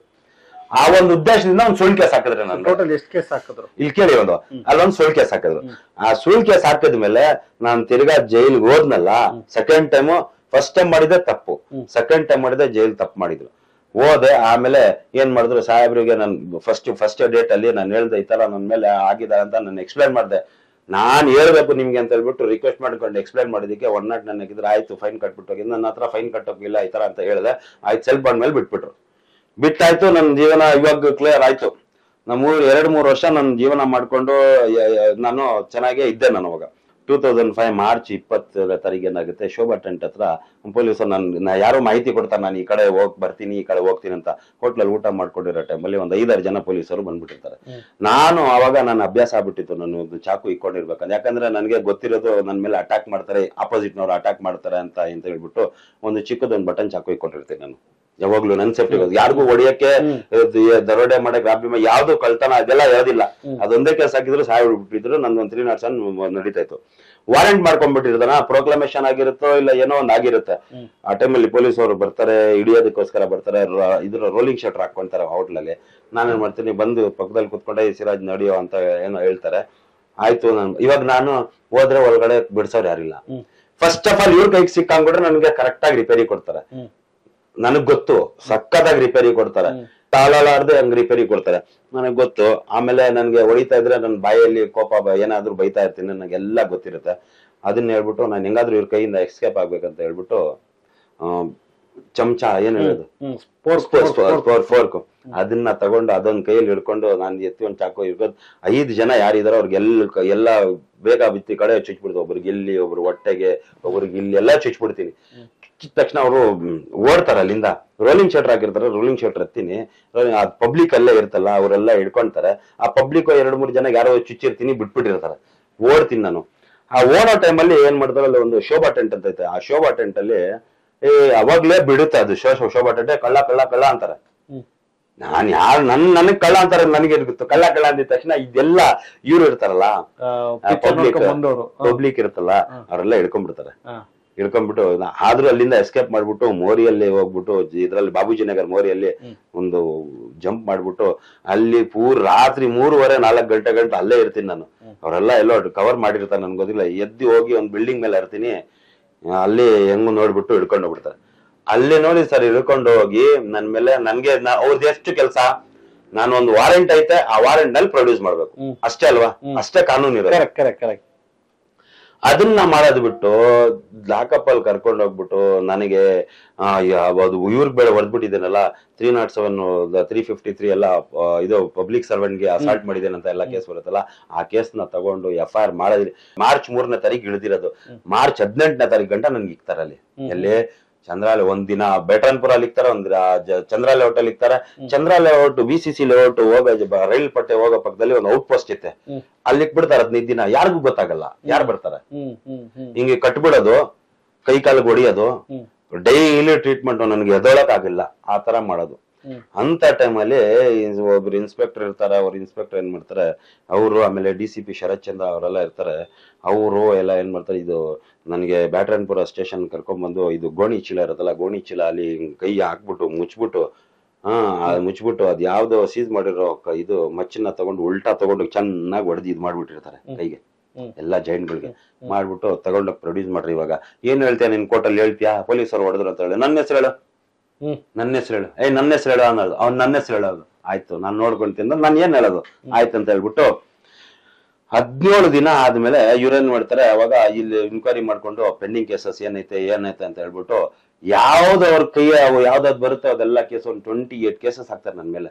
ಈ ಪ್ರಕರಣದಲ್ಲಿ ಒಂದು ಬೇಕಾಗಿದ್ದಾನೆ ಅಂತ ಹೇಳ್ಬಿಟ್ಟು 28 ಕೇಸಸ್ ಹಾಕ್ಬಿಟ್ಟು ನನ್ಗೆ ಕರ್ಕೊಂಡು ಹೋಗ್ತಾರೆ ಪ್ರೊಡ್ಯೂಸ್ ಮಾಡಕ್ಕೆ. ಸಾಹೇಬ್ರ ಮನೆಗೆ ಕರ್ಕೊಂಡು ಮುಲ್ಲಾ ಅಂತ 5th SM ಸಾಹೇಬ್ರು ಇದ್ರು, ಅವ್ರ ಮುಂದೆ ಪ್ರೊಡ್ಯೂಸ್ ಅವ್ರಿಗೆ ಹೇಳಕ್ಕೆ ಕೊಟ್ಟಿಲ್ಲ. ಹಂಗೆ ಸುಮ್ಮನೆ ನಾನ್ ಸರ್ ನನ್ನ ರಿಕ್ವೆಸ್ಟ್ ಇತ್ತು ಅಂತ ಹೇಳೋ ಅಷ್ಟತ್ರಲ್ಲೇ ಅವ್ರು ಏನ್ ಹೇಳಿದ್ರು ಗೊತ್ತಿಲ್ಲ, ಅವ್ರು ಕೇಳಿಲ್ಲ. ಇಲ್ಲಾಂದ್ರೆ ಅವತ್ತೆಲ್ಲ ಬಂಡವಾಳ ಹೇಳ್ಬಿಡ್ತಿದ್ರು. ಆಯ್ತು ಜೇಸಿ ಅಂತ ಬಡ್ದ್ಬಿಡ್ತಾರೆ. ಮನೆಗೆ ಹೋಮ್ ಪ್ರೊಡ್ಯೂಸ್ ಮಾಡ್ತಾರೆ, ಕಿಟಕಿಯಿಂದ ಪ್ರೊಡ್ಯೂಸ್ ಮಾಡ್ತಾರೆ ಅವರು. ಅದೊಂದು ಅನ್ಯಾಯ ಆಯ್ತು. ನಾನು ಅವತ್ ಹೇಳ್ಬಿಟ್ಟಿದೆ, ಕ್ಲೀನ್ ಆಗಿ ಹೇಳ್ಬಿಡ್ತಾ ಇದ್ದೆ, ಈ ತರ ನನ್ ಮುಂದೆ ಆಯ್ತು, ನಂದು ಇದ್ದೇ ಕೇಸು ಅಂತ ಹೇಳ್ಬಿಟ್ಟು. ಆಯ್ತಾ, ಅದ್ ಕರ್ಕೊಂಡ್ ಹೋಗ್ತಾರೆ, ಜೈಲ್ಗೆ ಹೋಗಿ ಹಾಕೋದು 28 ಕೇಸ್ ಬಾಡಿ ವಾರೆಂಟ್ ಜೊತೆ ಇಕ್ಬಿಡ್ತಾರೆ ನನ್ಗೆ. ನಾನ್ ಮಾಡಿರೋದು ಎಷ್ಟು ಕೇಸು ನಿಮ್ ಪ್ರಕಾರ? ಒಂದು 307 ಮಸೀದಿ ಗಲಾಟೆ, ಒಂದು ಪೊಲೀಸ್ನವ್ರು ಹೊಡೆದಿರೋ 307. ಇಷ್ಟೇ ನಂದು ಸ್ಟೋರಿ, ಇಷ್ಟೇ ನಂದು ಇದು. 2005 ಮಾರ್ಚ್ ನಿಂದ 2011 ಫೆಬ್ರವರಿ ಗಂಟ ನಾನು ಜೈಲಲ್ಲೇ ಇರ್ತೀನಿ. ಎಷ್ಟು ವರ್ಷ ಆಯ್ತು? 5 ವರ್ಷ 6 ತಿಂಗಳು. ಗೊತ್ತಾಯ್ತಾ? 5 ವರ್ಷ 7 ತಿಂಗಳಾಗುತ್ತೆ. ಆ ಟೈಮ್ ನಲ್ಲಿ ಏನಾಗುತ್ತೆ, ನನಗೆ ಒಂದಕ್ಕೊಂದು ಕೇಸ್ ಟ್ರಯಲ್ ನಡೀತಾ, ಬೇಲ್ ಕೊಡೋರಿಲ್ಲ. ಇವಾಗ ಪೊಲೀಸರು ಹೊಡೆದಿದ್ದೀನಿ, ಯಾರು ಲಾಯರ್ಗೆ ದುಡ್ಡು ಕೊಡೋರಿಲ್ಲ. ಒಬ್ರು ಇನ್ನೂ ಇದಾರೆ, ಒಬ್ರು ಜಗದೀಶ್ ಅಂತ ಅಡ್ವೊಕೇಟ್ ಇದಾರೆ, BN ಜಗದೀಶ್ ಅಂತ, ಇವಾಗ SPP ಆಗಿದ್ದಾರೆ. ಅವರು ಬಹಳ ಒಳ್ಳೆ ಮನುಷ್ಯರು. ಅವರು ಹ್ಯೂಮನ್ ರೈಟ್ಸ್ ಕೆಲಸ ಮಾಡಿದಾರೆ. ಒಂದು ಮನುಷ್ಯತ್ವ ಅಂತ ಹೇಳಿದ್ರೆ ಒಂದು ಅಡ್ವೊಕೇಟ್ ಅಲ್ಲಿ ಒಂದು ಒಳ್ಳೆ ಕೆಲಸ ಮಾಡಿದಾರೆ. ಮಾಡಿರ್ಬೋದು, ನನ್ಗೋಸ್ಕರ ಅವ್ರು ಬಹಳ ಒಂದು ಹೀರೋ. ಅವ್ರು ನನ್ಗೋಸ್ಕರ ಎಷ್ಟು ಕೆಲಸ ಮಾಡಿದ್ರು, ₹1 ತಗೊಂಡಿಲ್ಲ ಸರ್. ಅವರು ನನ್ನ ಕೇಸಸ್ಗೆ ಡಿಫೆಂಡ್ ಮಾಡಿದ್ರು. ಸುಮಾರು 10 ರಿಂದ 15 ಕೇಸ್ಗಳು ಅವರು ನನಗೆ ಅಕ್ವಿಟ್ ಮಾಡ್ಕೊಟ್ರು. ಅದರಲ್ಲಿ ಅವರು ₹1 ತಗೊಂಡಿಲ್ಲ. ನಿನ್ಗೇನ್ ಬೇಕೋ ಎಲ್ಲ ಸ್ಟೋರಿ ಗೊತ್ತು ಅವ್ರಿಗೆ, ನನಗೋಸ್ಕರ ಮಾಡ್ಕೊಟ್ರು. ಒಂದಿನ ಪ್ರಿನ್ಸಿಪಲ್ ಕೋರ್ಟ್ ಅಲ್ಲಿ ಒಂದು ಕೆಂಪರಾಜು ಅಂತ ಅವರು ಒಂದು ಜಡ್ಜ್ ಇರ್ತಾರೆ. ಅವ್ರ ಮುಂದೆ ಹೋಗ್ತಿ, ಇದೇ 307 ನಡೆಯುತ್ತೆ. ಅವತ್ತು ಏನ್ ಹೇಳ್ತಾರೆ, ಇವ್ನ್ ಪೊಲೀಸ್ ಅವ್ರಿಗೆ ಹೊಡೆದವನೆ, ಇವ್ನ್ ನಾಳೆ ನಿಮ್ಗೆ ಹೊಡಿತಾನೆ, ನಮ್ಗೆ ಹೊಡಿತಾನೆ, ಇವನ್ಗೆ ಬಿಡೋದಿಲ್ಲ, ಕನ್ವಿಕ್ಷನ್ ಕೊಡ್ಬೇಕು ಎಲ್ಲ ಅವರೆಲ್ಲ ಹೇಳಿರ್ತಾರಲ್ಲ ಪೊಲೀಸರು ಟ್ರಯಲ್ ಎಲ್ಲ ಆದ್ಮೇಲೆ. ಅಂತ ಟೈಮಲ್ಲಿ ಅದಕ್ಕಿಂತ ಮುಂಚೆ ಜಡ್ಜ್ಮೆಂಟ್ ಹೋಗಕ್ಕಿಂತ ಮುಂಚೆ ನಾನು ಮಾಡ್ತೀನಿ, ಹೆಂಗ್ ಒಂದೊಂದ್ ಕೇಸಲ್ಲಿ ಕನ್ವಿಕ್ಷನ್ ಆಗ್ತಾ ಇರುತ್ತೆ. ನನ್ಗೆ ಟ್ರಯಲ್ ನಡೆಸೋರು ಯಾರಿಲ್ಲ, ಜಗದೀಶ್ ಅವ್ರು ಆಮೇಲೆ ಬಂದಿದ್ದು. ಅದಕ್ಕಿಂತ ಮುಂಚೆ ಜಡ್ಜ್ ಇದು ಕೋರ್ಟ್ ಅಲ್ಲಿ ನನ್ಗೆ ಸ್ಟ್ಯಾಂಡಿಂಗ್ ಕೌನ್ಸಿಲ್ ಕೊಡ್ತಾರೆ. ಸ್ಟ್ಯಾಂಡಿಂಗ್ ಕೌನ್ಸಿಲ್ ಅವರು ಯಾವಾಗ ಬರ್ತಾರೋ, ಯಾವಾಗ ಹೋಗ್ತಾರೋ, ಏನ್ ಟ್ರಯಲ್ ನಡೆಸ್ತಾರೋ ಏನು ಗೊತ್ತಿಲ್ಲ. ಲೈನ್ ಆಗಿ ಕನ್ವಿಕ್ಷನ್ ಆಗ್ತಾ ಹೋಯ್ತು. 8-9 ಕೇಸಲ್ಲಿ ಕನ್ವಿಕ್ಷನ್. ಒಂದ್ ಕೇಸಲ್ಲಿ 5 ವರ್ಷ, ಒಂದ್ ಕೇಸಲ್ಲಿ 8 ವರ್ಷ, ಒಂದ್ ಕೇಸಲ್ಲಿ 7 ವರ್ಷ, ಆತರ 9 ಕೇಸಲ್ಲಿ ಕನ್ವಿಕ್ಷನ್ ಆಗ್ಬಿಟ್ಟಿತ್ತು. ಇಂಡಿಪೆಂಡೆನ್ಸ್ ಡೇಗೆ ಇವರು ಕುಮಾರಸ್ವಾಮಿ ಅವರು, ಆಮೇಲೆ ಇದು ಯಡಿಯೂರಪ್ಪ ಅವರೆಲ್ಲ ಜೈಲಿಗೆ ಬರ್ತಾರೆ. ಯಾಕೆ? ಅಕಾಲಿಕ ಬಿಡುಗಡೆ ಮಾಡೋದಕ್ಕೋಸ್ಕರ ಬರ್ತಾರೆ. 100 ಚಿಲ್ಲರೆ ಜನಗೆ ಬಿಡ್ತಾರೆ ಅವರು, 8 ವರ್ಷ ಹೊಡೆದ್ರು. ಆ ಟೈಮಲ್ಲಿ ಒಂದು ಫಂಕ್ಷನ್ ಇಕ್ತಾರೆ ಜೈಲಿನಲ್ಲಿ. ಅವಾಗ CM ಅಲ್ವಾ ಕುಮಾರಸ್ವಾಮಿ ಅವರು, ಅವಾಗ ನಾನು ಎಲ್ಲ ಫಂಕ್ಷನ್ ಅಲ್ಲಿ ಇರ್ತೀನಿ. ನಾನು ಜೋರಾಗಿ ಎತ್ತಿ ಕೇಳೋದು, CM ಸಾರ್ ನಾನು ನಿಮ್ಗೆ ಮಾತಾಡ್ಬೇಕು ಅಂತ ಹೇಳ್ಬಿಟ್ಟು. ಅಲ್ಲಿ ಅವರು ಜೈಲರ್ಗಳು ಸುಬ್ರಹ್ಮಣ್ಯ ಈ ಕುತ್ಕೊಳ್ಳಲಿ ಸುಮ್ನೆ ಅಂತ ಹೊಡಿಯೋದು. ಜೋರಾಗಿ ಕಿರ್ಚ್ಬಿಟ್ಟೆ, ಕುಮಾರಸ್ವಾಮಿ ಅಂತ ಜೋರಾಗಿ ಕಿರ್ಚ್ಬಿಟ್ಟೆ. ಅಲ್ಲಿ ಎಲ್ಲಾರು ನೋಡ್ತಾರೆ ನನ್ಗೆ. ಆಮೇಲೆ ನಾನ್ ಮಾತಾಡ್ಬೇಕಂದ್ರೆ ಕರ್ಸ್ಕೊಂಡ್ರು ಮುಂದೆ, CM ಸಾಹೇಬ್ರು ಕರ್ಸ್ಕೊಂಡ್ಬಿಟ್ಟು, ಏನಪ್ಪ ನಿನ್ನಂತ, ನನಗೆ ಈ ತರ ಆಗೈತಂತೆ, ಶಾರ್ಟ್ ಕಟ್ ಹೇಳಿ ನಾನು ಏನು ಹೇಳ್ದೆ. ಆಮೇಲೆ ಹೋಮ್ ಮಿನಿಸ್ಟರ್ VS ಆಚಾರ್ಯ ಅವರು ಇದಕ್ಕೆ ವೈಸ್ ಚಾನ್ಸಲರ್ ಇದ್ರು, ಯಾವ್ದೋ ಬ್ಯಾಂಗ್ಳೂರ್ ಓಪನ್ ಯೂನಿವರ್ಸಿಟಿಗೆ. ಯಡಿಯೂರಪ್ಪನವರು DCM. ಅವಾಗ 3 ಜನನು ಇದಾರೆ ಸ್ಟೇಜ್ ಮೇಲೆ. ನಂದು ಈ ತರ ಎಲ್ಲ ಆಯ್ತು, ನನ್ ಬ್ಯಾಕ್ ಗ್ರೌಂಡ್ ಹಿಂಗೆ ಅಂತ ಹೇಳ್ದೆ. ಆಯ್ತು, ಒಂದ್ ಕೆಲಸ ಮಾಡೋ, ಇವಾಗ ಏನ್ ಮಾಡ್ಬೋದು ಅಂತ ಹೇಳಿದ್ರೆ, ಅವರು ಹೋಮ್ ಮಿನಿಸ್ಟರ್ ಅವರು ಹೇಳ್ತಾರೆ, ಕನ್ವಿಕ್ಷನ್ ಆಗೈತೆ, ಪಾರ್ಡನ್ ಮಾಡ್ಬೇಕಂತ ಹೇಳಿದ್ರೆ ಗವರ್ನರ್ ಅವ್ರು ಮಾಡ್ಬೇಕು, IG ಅವರೆಲ್ಲ ಏನಾದ್ರು ಕಮ್ಮಿ ಮಾಡ್ಬೇಕಂದ್ರೆ, but good character, good conduct ಆಗ್ಬೇಕು. ಅವಾಗ ಅವ್ರು ಹೇಳ್ತಾರೆ, ಒಂದ್ ಕೆಲಸ ಮಾಡಪ್ಪ, ನಿನ್ಗೆ ಗುಡ್ ಕಂಡಕ್ಟ್ ಆಗ್ಬೇಕು ಏನಂತಂದ್ರೆ, ನೀನು ಲೈಬ್ರರಿ ಐತೆ, ಇದು ಸ್ಕೂಲ್ ಐತೆ, ನೀನೇನಾದ್ರು ಓದು ಅಂತ ಹೇಳಿದ್ರೆ, ನಾನು ಎಷ್ಟೋದಿದ್ದೆ, ನಾನು 10th ಓದಿದ್ದೀನಿ ಅಂತ. ಡಿಗ್ರಿ ಮಾಡೋದು ನನಗೆ ಕೊಡಿ, ನಾನು ಡಿಗ್ರಿ ಮಾಡ್ತೀನಿ ಅಂತ ಹೇಳ್ತಾರೆ. ಅವಾಗ ಅವ್ರು 2 ನಿಮಿಷ ಡಿಸ್ಕಸ್ ಮಾಡ್ತಾರೆ. DIG ಅಬ್ಬಾಯ್ ಅವರು ಅಂತ ಇದ್ರು, ಅವರೆಲ್ಲ ಡಿಸ್ಕಸ್ ಮಾಡ್ತಾರೆ. ಒಂದು ಓಪನ್ ಯೂನಿವರ್ಸಿಟಿ ಪ್ರೋಗ್ರಾಮ್ ಮಾಡ್ಬೋದಲ್ಲ, ನೀವೇ ವೈಸ್ ಚಾನ್ಸಲರ್ ಅಂತ ಹೇಳಿದಕ್ಕೆ, ಆ ದಿನ ಫಸ್ಟ್ ಸತಿ ಅವರು ಹೌದು ಓಪನ್ ಡಿಸ್ಟೆನ್ಸ್ ಎಜುಕೇಶನ್ ಮಾಡ್ಬೋದು, ಕೈದಿಗಳಿಗೆ ಮಾಡ್ಬೋದು ಅಂತ ಹೇಳ್ಬಿಟ್ಟು ಅವಾಗ್ಲೇ ಡಿಸ್ಕಸ್ ಮಾಡ್ಬಿಟ್ಟು, ಆಯ್ತು ನೀನ್ ಅಲ್ಲಿ ಕುತ್ಕೋ ಅಂತ ಹೇಳ್ಬಿಟ್ಟು ಒಂದ್ ಅರ್ಧ ಮುಗ್ಗಲ್ 1 ಗಂಟೆ ಆದ್ಮೇಲೆ ಆಫೀಸಲ್ಲಿ ಹೋಗ್ಬಿಟ್ಟು ಡಿಸ್ಟೆನ್ಸ್ ಮಾಡ್ಬಿಟ್ಟು ತಿರ್ಗಾ ನನಗೆ ಕರ್ಸ್ಬಿಟ್ಟು, ಆಯ್ತು ನೀನು ಡಿಸ್ಟೆನ್ಸ್ ಎಜುಕೇಶನ್ ಮಾಡಿದೀವಿ, ಡಿಗ್ರಿ ಮಾಡ್ತೀಯ ನೀನ್ ಅಂತ ಹೇಳಿ, ನಾನು ಡಿಗ್ರಿ ಮಾಡ್ತೀನಿ, ಓದಕ್ಕೆಲ್ಲ ಏನ್ ಮಾಡೋದ ಮೆಟೀರಿಯಲ್ ಎಲ್ಲ ಕೊಡ್ಸ್ತೀವಿ ಅಂತ ಹೇಳಿದಕ್ಕೆ, ಆ ದಿನ ನಾನೇ ಫಸ್ಟ್ ಅಲ್ಲಿ ಒಂದ್ ಬುಕ್ಸ್ ತಗೊಂಡು ನಾನು ಡಿಗ್ರಿ ಮಾಡ್ಬೇಕು ಅಂತ. ನಿಮ್ಮಿಂದ ಈಗ ಒಂದು ಓಪನ್ ಯೂನಿವರ್ಸಿಟಿನೇ ಆಗೋಯ್ತು. ಆಯ್ತಲ್ವಾ, ಓಪನ್ ಯೂನಿವರ್ಸಿಟಿ ಅಂತ ಆಯ್ತು. ಅದಾದ್ಮೇಲೆ ನನ್ ಜೊತೆ ಇರೋರು 4-5 ಜನ ಸೇರ್ಕೊಂಡು ನಾವು ಡಿಗ್ರಿ ಮಾಡ್ತೀವಿ ಅಂತ ಹೇಳ್ಬಿಟ್ಟು ಒಂದ್ 4-5 ಜನ ಸೇರ್ಕೊಂಡು ಅದ್ರಲ್ಲಿ ಇಬ್ರು ಲೇಡೀಸ್ನು ಮಾಡಿದ್ರು. ಅವಾಗ ನಮ್ ಜೊತೆ ಡಿಗ್ರಿ ಮಾಡಿದ್ರು, ಮೇಲೇನೆ ಎಕ್ಸಾಮ್ ಎಲ್ಲ ಕಂಡಕ್ಟ್ ಮಾಡ್ತಾ ಇದ್ರು. ಅಲ್ಲಿ ಜೈಲಲ್ಲಿ BA ಡಿಗ್ರಿ ಮಾಡ್ದಿ. BA ಡಿಗ್ರಿ ಮಾಡಿದ್ರೆ ಮಾರನೇ ನನ್ಗೆ ಹೇಳ್ಬಿಟ್ಟೋದ್ರು ಯಾರು, ಕುಮಾರಸ್ವಾಮಿ ಸಾಹೇಬ್ರು ಏನ್ ಹೇಳಿದ್ರು, ನೀನು ಡಿಗ್ರಿ ಮಾಡೋ, ನಾನು ನಿನ್ಗೆ ಗವರ್ನರ್ ಹತ್ರ ಹೇಳ್ಬಿಟ್ಟು ನಿನ್ ಶಿಕ್ಷೆ ಎಲ್ಲ ಮಾಫಿ ಮಾಡಿಸ್ಬಿಟ್ಟು ರಿಲೀಸ್ ಮಾಡ್ತೀನಿ ಅಂತ. ನನ್ಗೊಂದು ಆಸೆ, ಆಯ್ತಪ್ಪ ನಾನು ಮಾಡ್ತೀನಿ ಅಂತ ಡಿಗ್ರಿ ಮಾಡಿದೆ. ಮಾರನೇ ವರ್ಷ ಬಂದಿಲ್ಲ, ಅದು 3rd ಇಯರ್ ಬಂದ್ರು. ಯಾರೋ ಯಡಿಯೂರಪ್ಪ ಅವ್ರು ಬಂದ್ರು, ಅವರೆಲ್ಲ ಯಾವ್ದು ಗವರ್ಮೆಂಟ್ ಇರ್ಲಿಲ್ಲ. ಯಡಿಯೂರಪ್ಪ ಬಂದಾಗ ನಾನು ನನ್ಗೆ ಐಡೆಂಟಿಫೈ ಮಾಡ್ಕೊಂಡ್ಮೇಲೆ ಈ ತರ ಡಿಗ್ರಿ ಮಾಡಿದೆ ಅಂತ. ಇದೇನೋ ಮಾರ್ಕ್ಸ್ ಕಾರ್ಡ್, ಹಂಗಿಲ್ಲ ಕಣೋ, ಒಂದ್ ಫಸ್ಟ್ ಕ್ಲಾಸ್ ಮಾಡಿದ್ರೆ ಏನಾದ್ ಮಾಡ್ಬಿಡ್ತೀನಿ. ಫಸ್ಟ್ ಕ್ಲಾಸ್ ಮಾಡ್ಬೇಕಾ ಸರ್? ಎಷ್ಟೋ ಮಾಡಿದೀನಿ ನೀವು ಹೇಳುದಂತ. ನೋಡ, ನೀನ್ ಫಸ್ಟ್ ಕ್ಲಾಸ್ ಮಾಡ್ಬೇಕು, ಒಳ್ಳೆ ಸ್ಟೂಡೆಂಟ್ ಆಗ್ಬೇಕು, ಅವಾಗ ನಿನ್ಗೆ ಏನು ಮಾಡ್ತೀನಿ ಅನ್ನೋದಕ್ಕೆ 3rd ಇಯರ್ ಕಷ್ಟ ಬಿದ್ದು ಫಸ್ಟ್ ಕ್ಲಾಸ್ ತಗೊಂಡೆ ನಾನು. ಅದಾದ್ಮೇಲೆ ಅವ್ರು ಬಂದಿಲ್ಲ. DIG ಅವರು ಇದ್ರು, ಇವರು ಲಕ್ಷ್ಮೀನಾರಾಯಣ್ ಅಂತ ಅವರು ಸೂಪರ್ಡೆಂಟ್ ಇದ್ರು. ಅವರೆಲ್ಲ ನಾನು ಹೇಳೋದಕ್ಕೆಲ್ಲ ಬರೆದ್ಬಿಟ್ಟು ಎಲ್ಲಾ ಕಡೆ ಕಳ್ಸಿದ್ರು ಅವರು. ಗವರ್ನರ್ಗೆ ಎಲ್ಲೆಲ್ಲೋ ಕಳ್ಸಿದ್ರು ಅವರು, ಎಲ್ಲೆಲ್ಲಿ CMಗೆಲ್ಲ ಕಳ್ಸಿದ್ರು. 1.5 ವರ್ಷ 2 ವರ್ಷ ಅದೇನು ನನ್ಗೆ ಬಂದಿರ್ಲಿಲ್ಲ. ಆಲ್ರೆಡಿ ಆಗ್ಬಿಟ್ಟಿತ್ತು. ನನ್ಗೆ ಎಷ್ಟಾಗಿರೋದು ಕನ್ವಿಕ್ಷನ್ 10 ವರ್ಷ. 10 ವರ್ಷ ಆದ್ಮೇಲೆ 9 ಕೇಸಲ್ಲಿ 10 ಕೇಸಲ್ಲಿ ಏನ್ ಕನ್ವಿಕ್ಷನ್ ಆಗಿತ್ತು, 10 ವರ್ಷ ಆದ್ಮೇಲೆ 5 ವರ್ಷ 5 ವರ್ಷ ಆದ್ಮೇಲೆ ತಿರ್ಗಾ ಆತರ ಹೇಳ್ಬಿಟ್ಟು ನಮ್ದು ರಿಲೀಸ್ 2034 ಅಂತ ಸ್ಲಿಪ್ ಅಲ್ಲಿ ಬರ್ಸ್ಕೊಟ್ಟಿದ್ರು. ಡೇಟ್ ಆಫ್ ರಿಲೀಸ್ 2034 ಅಂತ ಹೇಳ್ಬಿಟ್ಟು. ಅದನ್ನ ನಾನು ಅವಾಗ ಕೇಳೋದು ಸೂಪರ್ಡೆಂಟ್ಗೆ, ಏನ್ ಸರ್ ಈ ತರ ನೀವು ಡೇಟ್ ಆಫ್ ರಿಲೀಸ್ 2034 ಇದೆ, ಏನ್ ಮಾಡೋದು? ಇದನ್ನ ನೀನ್ ಕನ್ಕರೆಂಟ್ ಮಾಡೋದು. ಕನ್ಕರೆಂಟ್ ಅಂದ್ರೆ ಏನು ಸರ್ ಅಂದ್ರೆ, ಅವ್ರು ಲಕ್ಷ್ಮೀನಾರಾಯಣ ಅಂತ ಹೇಳಿದ್ರು ಸೂಪರ್ಡೆಂಟ್, ಅವ್ರು CRPC 427 ಅಲ್ಲಿ ಕೇಸಸ್ಗೆ ಕನ್ಕರೆಂಟ್ ಆಗಿದೆ. ಯಾರಿಗಾದ್ರೂ ಒಬ್ಬ ಲಾಯರ್ಗೆ ಎದ್ಬಿಟ್ಟು ನೀನ್ ಕನ್ಕರೆಂಟ್ ಮಾಡೋ ಕೇಸಸ್, ಅವಾಗ 10 ವರ್ಷ ಆಗುತ್ತೆ ನಿನ್ಗೆ ಶಿಕ್ಷೆ. 10 ವರ್ಷ ಆದ್ರೆ ನಿನ್ಗೆ ನಾವು IG ಇರ್ಲಿ DIG ಇರ್ಲಿ ಅವ್ರದ್ದು ಒಂದು ರಿಮಿಷನ್, IG ರಿಮಿಷನ್ 2 years ಸಿಗುತ್ತೆ. ನೀನ್ ಕೆಲಸ ಬೇರೆ ಮಾಡ್ತಾ ಇದ್ಯಾ, ಓದ್ತಾ ಇದ್ಯಾ, ಅದಕ್ಕೆಲ್ಲ ಗುಡ್ ರಿಮಿಷನ್ ಅದೆಲ್ಲ ಸೇರಿ ಹೆಂಗು 1 ವರ್ಷಕ್ಕೆ ನಿನ್ಗೆ 4 ತಿಂಗಳಿಲ್ಲ 3 ತಿಂಗಳು ಸಿಗುತ್ತೆ. ಆಯ್ತು. ಜಾಸ್ತಿ ಕೆಲಸ ಎಲ್ಲಿ ಮಾಡ್ತಾರೆ, ಕಿಚನ್ ಅಲ್ಲಿ ಕೆಲಸ ಮಾಡಿದ್ರೆ ಒಂದ್ ತಿಂಗಳಿಗೆ 6 ದಿನ ರಿಮಿಷನ್ ಕೊಡ್ತಾರೆ. ಇದು ಸ್ವಚ್ಛತೆ ಅಂತ ಇರುತ್ತೆ, ಅದು ಕೆಲಸ ಮಾಡಿದ್ರೆ 1 ತಿಂಗಳಿಗೆ 7 ದಿನ ಅಂತ ಕೊಡ್ತಾರೆ. ಆ ತರ ಸ್ವಚ್ಛತೆ ಕೆಲಸ ಹೋಗೋಣ ಅಂತ ಹೇಳ್ಬಿಟ್ಟು ಅಲ್ಲಿ ಕಸ ಎತ್ತದಿರ್ಲಿ, ಸ್ವಚ್ಛತೆ ಕೆಲಸ ಮಾಡೋದೆಲ್ಲ ಮಾಡಿದ್ರೆ ನಮ್ಗೆ 7 ದಿನ ರಿಮಿಷನ್ ಸಿಗುತ್ತೆ ಅಂತ ಅಲ್ಲಿ ಅಟೆಂಡೆನ್ಸ್ ಹಾಕೊಂಡು ಆ ರಿಮಿಷನ್ ಎಲ್ಲ ಕ್ಯಾಲ್ಕುಲೇಷನ್ ಎಲ್ಲ ಮಾಡ್ಕೊಂಡು ನನ್ಗೆ 10 ವರ್ಷ ಶಿಕ್ಷೆಯಲ್ಲಿ ಏನ್ ಮಾಡ್ಬೇಕು ಅಂತ ಹೇಳ್ಬಿಟ್ಟು ನಾನು ಎಷ್ಟಾಗುತ್ತೆ ಅಷ್ಟು ರಿಮಿಷನ್ ತಗೊಳ್ಳೋದು. ಆ ಟೈಮಲ್ಲಿ CRPC ಹೇಳಿದ್ರ ಅಂತ ಹೇಳ್ಬಿಟ್ಟು ಏನ್ ಹೇಳಿದ್ರು, ಆಯ್ತು ನನ್ಗೆ ಬೇಕು ಅಂತ ಹೇಳ್ಬಿಟ್ಟು ನಮ್ಮ ತಾಯಿಯವ್ರಿಗೆ ಫೋನ್ ಮಾಡ್ಬಿಟ್ಟು, ನಮ್ಮ ತಂಗಿಗೆ ಫೋನ್ ಮಾಡ್ಬಿಟ್ಟು ನನ್ಗೆ CRPC IPC ಎಲ್ಲ ಬುಕ್ಸ್ ಬೇಕು ಅಂತ ಹೇಳ್ಬಿಟ್ಟು ತರಿಸ್ತೀನಿ. ಅಷ್ಟೊತ್ತಿಗೆ ನಂದು ಎಕ್ಸಾಮ್ ಆಗಿರುತ್ತೆ. ಮೈಸೂರು ಮಲ್ಲಿಗೆ ಯೂನಿವರ್ಸಿಟಿ ಅವರು ಇನ್ನು ಇದು ಇಂಟ್ರೊಡ್ಯೂಸ್ ಮಾಡ್ತಾರೆ, ಅವರು ಓಪನ್ ಯೂನಿವರ್ಸಿಟಿ ಮಾಡ್ತೀವಿ ಅಂತ. ಅಲ್ಲಿ ಅಡ್ಮಿಷನ್ ಮಾಡ್ಬಿಟ್ಟು ನಾನು ಇವಾಗ BA ಆಗಿದ್ದೀನಿ, MA ಮಾಡ್ಬೇಕು ಅಂತ ಹೇಳ್ಬಿಟ್ಟು MA in master in journalism ತಗೊಂತೀನಿ. ಅಲ್ಲಿ ಮಾಸ್ಟರ್ ಅಲ್ಲಿ ಒಂದು ಕೋರ್ಸ್ ಮಾಡ್ತೀನಿ. ಅಷ್ಟೊತ್ತಿಗೆ ಇಲ್ಲಿ 427 CRPC ಎಲ್ಲ ಓದಿತ್ತಾನ, CRPC ಎಲ್ಲ ಓದೋದು ಸ್ಟಾರ್ಟ್ ಮಾಡ್ಬಿಟ್ಟಿರ್ತೀನಿ. ಓದ್ಬಿಟ್ಟು ಅಲ್ಲೇ ನಂದು ಫುಲ್ ಎಂಟರ್ಟೈನ್ಮೆಂಟ್. ಇಲ್ಲಿ ಓದೋದು, ಇಲ್ಲಿ ಒಂದು ನಾರ್ವೆಯಿಂದ ಒಂದು NDPS ಕೇಸ್ ಅಲ್ಲಿ ಒಂದಿಬ್ರು ಬಂದಿದ್ರು. NDPS ಕೇಸ್ ಅವ್ರು ಒಳ್ಳೆ ಫೈಟರ್ಗಳು. ಅವ್ರ ಜೊತೆ ಹೋಗಿ ಕರಾಟೆ ಕಲಿಯೋದು. ಅವನೊಬ್ಬ ಕುಂಗ್ಫು ಮಾಸ್ಟರ್, ಕರಾಟೆ ಮಾಸ್ಟರ್. ಅಲ್ಲಿ ಅಂಡರ್ಗ್ರೌಂಡ್ ಅಲ್ಲಿ ಇದು ಕರಾಟೆ ಕುಂಗ್ಫು ಕಲಿಯೋದು. ಅಲ್ಲಿ ಜಿಮ್ ಬೇರೆ ಐತೆ ಹಾಸ್ಪಿಟಲ್ ಅಲ್ಲಿ, ಜಿಮ್ ಮಾಡೋದು, ಆಮೇಲೆ ಎಕ್ಸರ್ಸೈಸ್ ಮಾಡೋದು, ತಿನ್ನೋದು, ಓದೋದು, ಅಷ್ಟೇ ನಂದು ಕೆಲಸ. ಮಸೀದಿಯಲ್ಲಿ ಟೈಮಲ್ಲಿ ನಮಾಜ್ ಮಾಡೋದು, ಲೈಬ್ರರಿಯಲ್ಲಿ ಕುತ್ಕೊಂಡು ಏನಾದ್ರು ನ್ಯೂಸ್ ಪೇಪರ್ ಓದೋದು, ರೂಮ್ ಬಂದ್ಬಿಟ್ಟು CRPC IPC ಕಾನ್ಸ್ಟಿಟ್ಯೂಷನ್ ಅದೇ ಓದ್ಕೊಂಡಿರೋದು. ಆಮೇಲೆ ಏನ್ ಮಾಡ್ಬೇಕಂತ ಅಷ್ಟೇ ಓದೋದು ಅಷ್ಟೇ. ಇದು ಆಮೇಲೆ ಇದು ಸಬ್ಜೆಕ್ಟ್ ಓದೋದು, MCG ಅದೆಲ್ಲ. ಆಮೇಲೆ ಇನ್ನೊಬ್ಬ ನಮ್ ಇದ್ದ, ಅದು ಇದು ತಗೊಂಡಿದ್ದ, ಏನದು BBM ತಗೊಂಡಿದ್ದ. ಅವನ ಹತ್ರ ಫೈನಾನ್ಷಿಯಲ್ ಮ್ಯಾನೇಜ್ಮೆಂಟ್, ಅದು ಮ್ಯಾನೇಜ್ಮೆಂಟ್, ಇದು ಮ್ಯಾನೇಜ್ ಅದೆಲ್ಲ ಅದು ಓದ್ದೆ. ಅದ್ಯಾಕೋ ನನಗೆ ತಲೆಯಲ್ಲಿ ಜಾಸ್ತಿ ಹತ್ತಿಲ್ಲ, ಬೇಡ ಇದೆ ಅಂತ ಹೇಳ್ಬಿಟ್ಟು ಮಾಡಿದೆ. ಒಂದಿನ ಹಿಂಗ ಬಂತು, ಒಂದು ಅಡ್ವೊಕೇಟ್ ರೋಹಿಲ್ ಅಂತ ಇದ್ರು, ಅವ್ರ ಆಮೇಲೆ ಕೋದಂಡ ಸಹ ಅಂತ ಇದಾರೆ, ಅವರೆಲ್ಲ ಬಹಳ ಒಳ್ಳೆ ಅಡ್ವೊಕೇಟ್ಸ್. ಅವ್ರು ಬಂದ್ರು, ನಾನು ಅವ್ರಿಗೆ ಹೇಳ್ದೆ ಈ ತರ ಕನ್ಕರೆಂಟ್ ಮಾಡ್ಬೇಕಂತ ಹೇಳಿದ್ರೆ, ಎಷ್ಟು ಕೊಡ್ತೀಯಪ್ಪ? 50. ಈಗಿದಾರಲ್ಲ ಶುಭಾಶ್ರಯ ಅಂತ ಜಸ್ಟಿಸ್, ಅವರು ಬಂದಿದ್ರು ಅಲ್ಲಿ. ಏನಪ್ಪಾ ಅವರು, ಏನಪ್ಪಾ ಇದು ಸುಭಾಷ್ ರಾಜೇಶ್ ಅಸೋಸಿಯೇಟ್ಸ್ ಅಂತ ಅವ್ರು ಬಂದ್ಬಿಟ್ಟು ನಂಗೆ ನೋಡಪ್ಪ ನೀನು 1 ಲಕ್ಷ ಕೊಡ್ಬೇಕು ನನ್ಗೆ. ಸರ್ 1 ಲಕ್ಷ ಅಂದ್ರೆ ನಾನು ನೋಡ್ಲೇ ಇಲ್ಲ ನನ್ನ ಜೀವನದಲ್ಲಿ, 1 ಲಕ್ಷ ನಾನು ಏನ್ ಮಾಡೋದಂತೆ ಎಷ್ಟೋ ರಿಕ್ವೆಸ್ಟ್ ಮಾಡಿದ್ರೆ. ಬಟ್ ಅವ್ರ ಲೆವೆಲ್ ಇಂದ ಅವ್ರು ಬಿಟ್ಬಿಟ್ರು. ಅಲ್ಲಿ ಯಾರೋ ಒಬ್ರು ರೋಹಿಲ್ ಕೋದಂಟ ಅಂತ ಇದ್ರು, ಅವರು ಅಂದ್ಬಿಟ್ಟು 10,000 ಕೊಡ್ತೀನಿ ಮಾಡಿ ಅಂದಿದ್ದಕ್ಕೆ ಆಯ್ತು ಮಾಡ್ತೀನಿ ಅಂತ ಹೇಳ್ಬಿಟ್ಟು ಒಂದು ಕನ್ಕರೆಂಟ್ ಮಾಡ್ಸು. ಜಸ್ಟಿಸ್ ಶ್ರೀಧರ್ ರಾವ್ ಅಂತ ಅವ್ರ ಹತ್ರ ಕನ್ಕರೆಂಟ್ ಆಯ್ತು, ಎಲ್ಲಾ ಕೇಸಸ್ ಕನ್ಕರೆಂಟ್ ಆಯ್ತು. ನನ್ಗೆ 10 ವರ್ಷ ಕನ್ವಿಕ್ಷನ್. ಹಂಗಂದ್ರೆ ಏನು, ನಾನು 2015 ಅಲ್ಲಿ ರಿಲೀಸ್ ಆಗ್ಬೇಕು. 2005 to 15 10 ವರ್ಷ ಆಗುತ್ತೆ. 2015 ರಿಲೀಸ್ ಆಗ್ಬೇಕು. ಆ ಟೈಮ್ ನಲ್ಲಿ ಇವ್ರು ಗವರ್ನರ್ಗೆಲ್ಲ ನಾನು ಬರೆಯೋದು, ಅದು CRPC ಓದ್ದೆ, ಕಾನ್ಸ್ಟಿಟ್ಯೂಷನ್ ಕನ್ಕರೆಂಟ್ ಆಯ್ತು. ಇವಾಗ ನಾನು 10 ವರ್ಷ ರಿಲೀಸ್ ಆಗ್ಬೇಕು. 2034 ಇಂದ 2015 ಬಂತು ಅದು ನಂದು ರಿಲೀಸ್. ಆಮೇಲೆ ಏನ್ ಮಾಡಿದ್ರೆ, ನಾನು ಬರೆಯೋದು ಕುತ್ಕೊಂಡು ಅಲ್ಲಿ ಇಲ್ಲಿ ಲೆಟರ್ ಬರೆಯೋದು, ಹ್ಯೂಮನ್ ರೈಟ್ಸ್, NHRC ಎಲ್ಲೆಲ್ಲ ಪ್ರೆಸಿಡೆಂಟ್ಗೆ ಎಲ್ಲಾರ್ಗು ಬರ್ದ್ಬಿಟ್ಟಿರೋದು. ಯಾರಿಗೆ ಏನ್ ತಲುಪ್ತೋ ಏನೋ ಗೊತ್ತಿಲ್ಲ. ಸುಪ್ರೀಂ ಕೋರ್ಟ್ CJಗೂ ಎಲ್ಲ ಬರ್ದಿದ್ದೀನಿ ಥ್ರೂ ಸೂಪರ್ಡೆಂಟ್. ಯಾರಿಗೂ ಏನಾಯ್ತು ಏನ್ ಬಂತು ಅದೇನ್ ನನ್ಗೆ ಗೊತ್ತಿಲ್ಲ. ಒಂದು ದಿನ ಜನವರಿ ತಿಂಗಳಲ್ಲಿ ನನ್ಗೆ ಇವರು ಸೂಪರ್ಡೆಂಟ್ ಸಾಹೇಬ್ರು ಕರೀತಾರೆ, ಜೈಲರು ಅವರು ಜಯರಾಮ ಅಂತ ಇರ್ತಾರೆ ಅವರೆಲ್ಲ ಕರೀತಾರೆ. ಕರೆದ್ಬಿಟ್ಟು ನೋಡೋ ನಿನ್ಗೆ ರಿಮಿಷನ್ ಬಂದೈತೆ, IG ರಿಮಿಷನ್ ಸ್ಯಾಂಕ್ಷನ್ ಆಗೈತೆ, 1 ವರ್ಷಕ್ಕೆ 2 ತಿಂಗಳು, ನಿಂದು ಇದೆಲ್ಲ ಕ್ಯಾಲ್ಕುಲೇಟ್ ಆಗಿದ್ರೆ ಇನ್ನು ನೀನು ಒಂದ್ ಸ್ವಲ್ಪ ದಿನ ಇರ್ಬೇಕು, ನೀನೊಂದ್ ಕೆಲಸ ಮಾಡುವಾಗ ನನ್ಗೆ ಇನ್ನೂ ಇದು ಸ್ಟೇಟ್ ರಿಮಿಷನ್ ಇನ್ನೂ ಏನ್ ಸಿಕ್ಕಿಲ್ಲ, ನಿನ್ಗೆ ಸ್ಟೇಟ್ ರಿಮಿಷನ್ ಸಿಕ್ಕಕ್ಕೆ ನಾನು ಏನ್ ಮಾಡ್ತೀನಿ, ಸಾಹೇಬ್ರ ಹತ್ರ ರಿಕ್ವೆಸ್ಟ್ ಮಾಡ್ಕೊ, ನಿನ್ ಮಾರ್ಕ್ಸ್ ಕಾರ್ಡ್ ಎಲ್ಲ ಹಾಕ್ಬಿಟ್ಟು ನೀನೆಲ್ಲ ಕೊಟ್ಬಿಟ್ಟು ಕೊಡು, ನಾನು ಮಾಡಿಸ್ತೀನಿ ಅಂತ ಹೇಳ್ಬಿಟ್ಟು ಆಯ್ತಂತ ಹೇಳ್ಬಿಟ್ಟು ಅವ್ರು ಏನೋ ಒಂದು ಅಡ್ಜಸ್ಟ್ಮೆಂಟ್ ಮಾಡ್ಬಿಟ್ಟು ನಾನು ಅಲ್ಲಿ ಕಳ್ಸಿಕೊಟ್ಟೆ.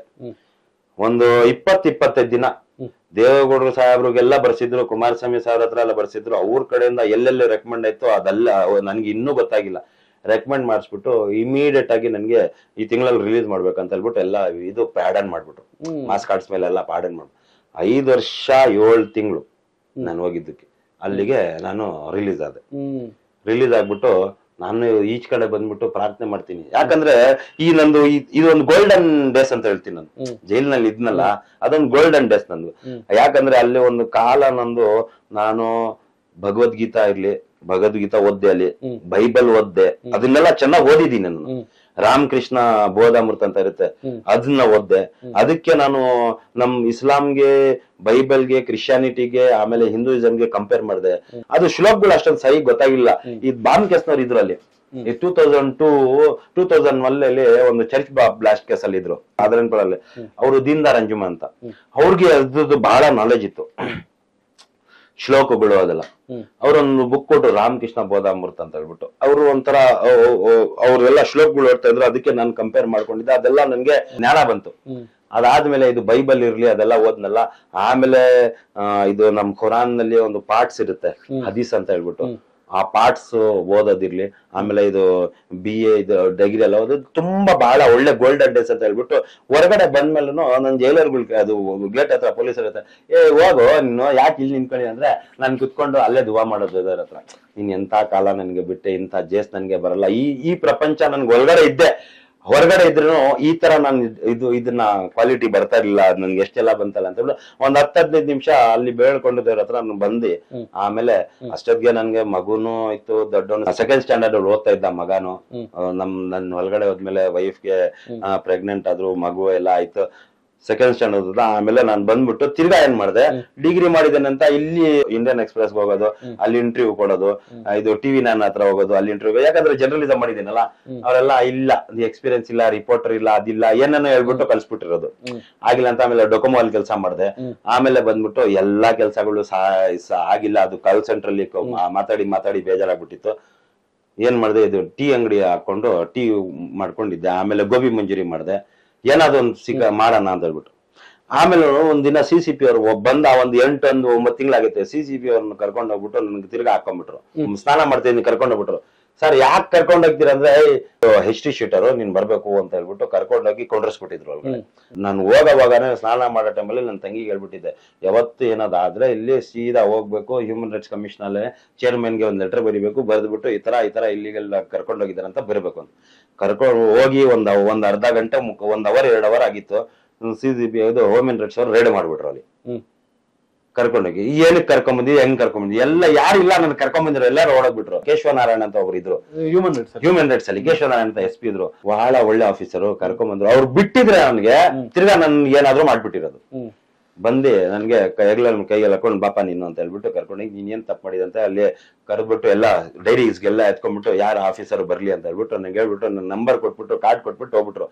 ಯಾರಾದ್ರೂ ಏನಾದ್ರು ತೊಂದರೆ ಕೊಟ್ರೆ ನನ್ಗೆ ಹೇಳು ಅಂತ ಹೇಳ್ಬಿಟ್ಟು ತಿರ್ಗಾ ನಾನು ಗೋಬಿ ಮುಂಜೂರಿ ಹಾಕೊಂಡು ತಿರ್ಗಾ ಇದ್ದೆ. ಅವ್ರ ಪಾಡ್ಗೆ ಅವ್ರು ನಡೀತಾ ಇತ್ತು.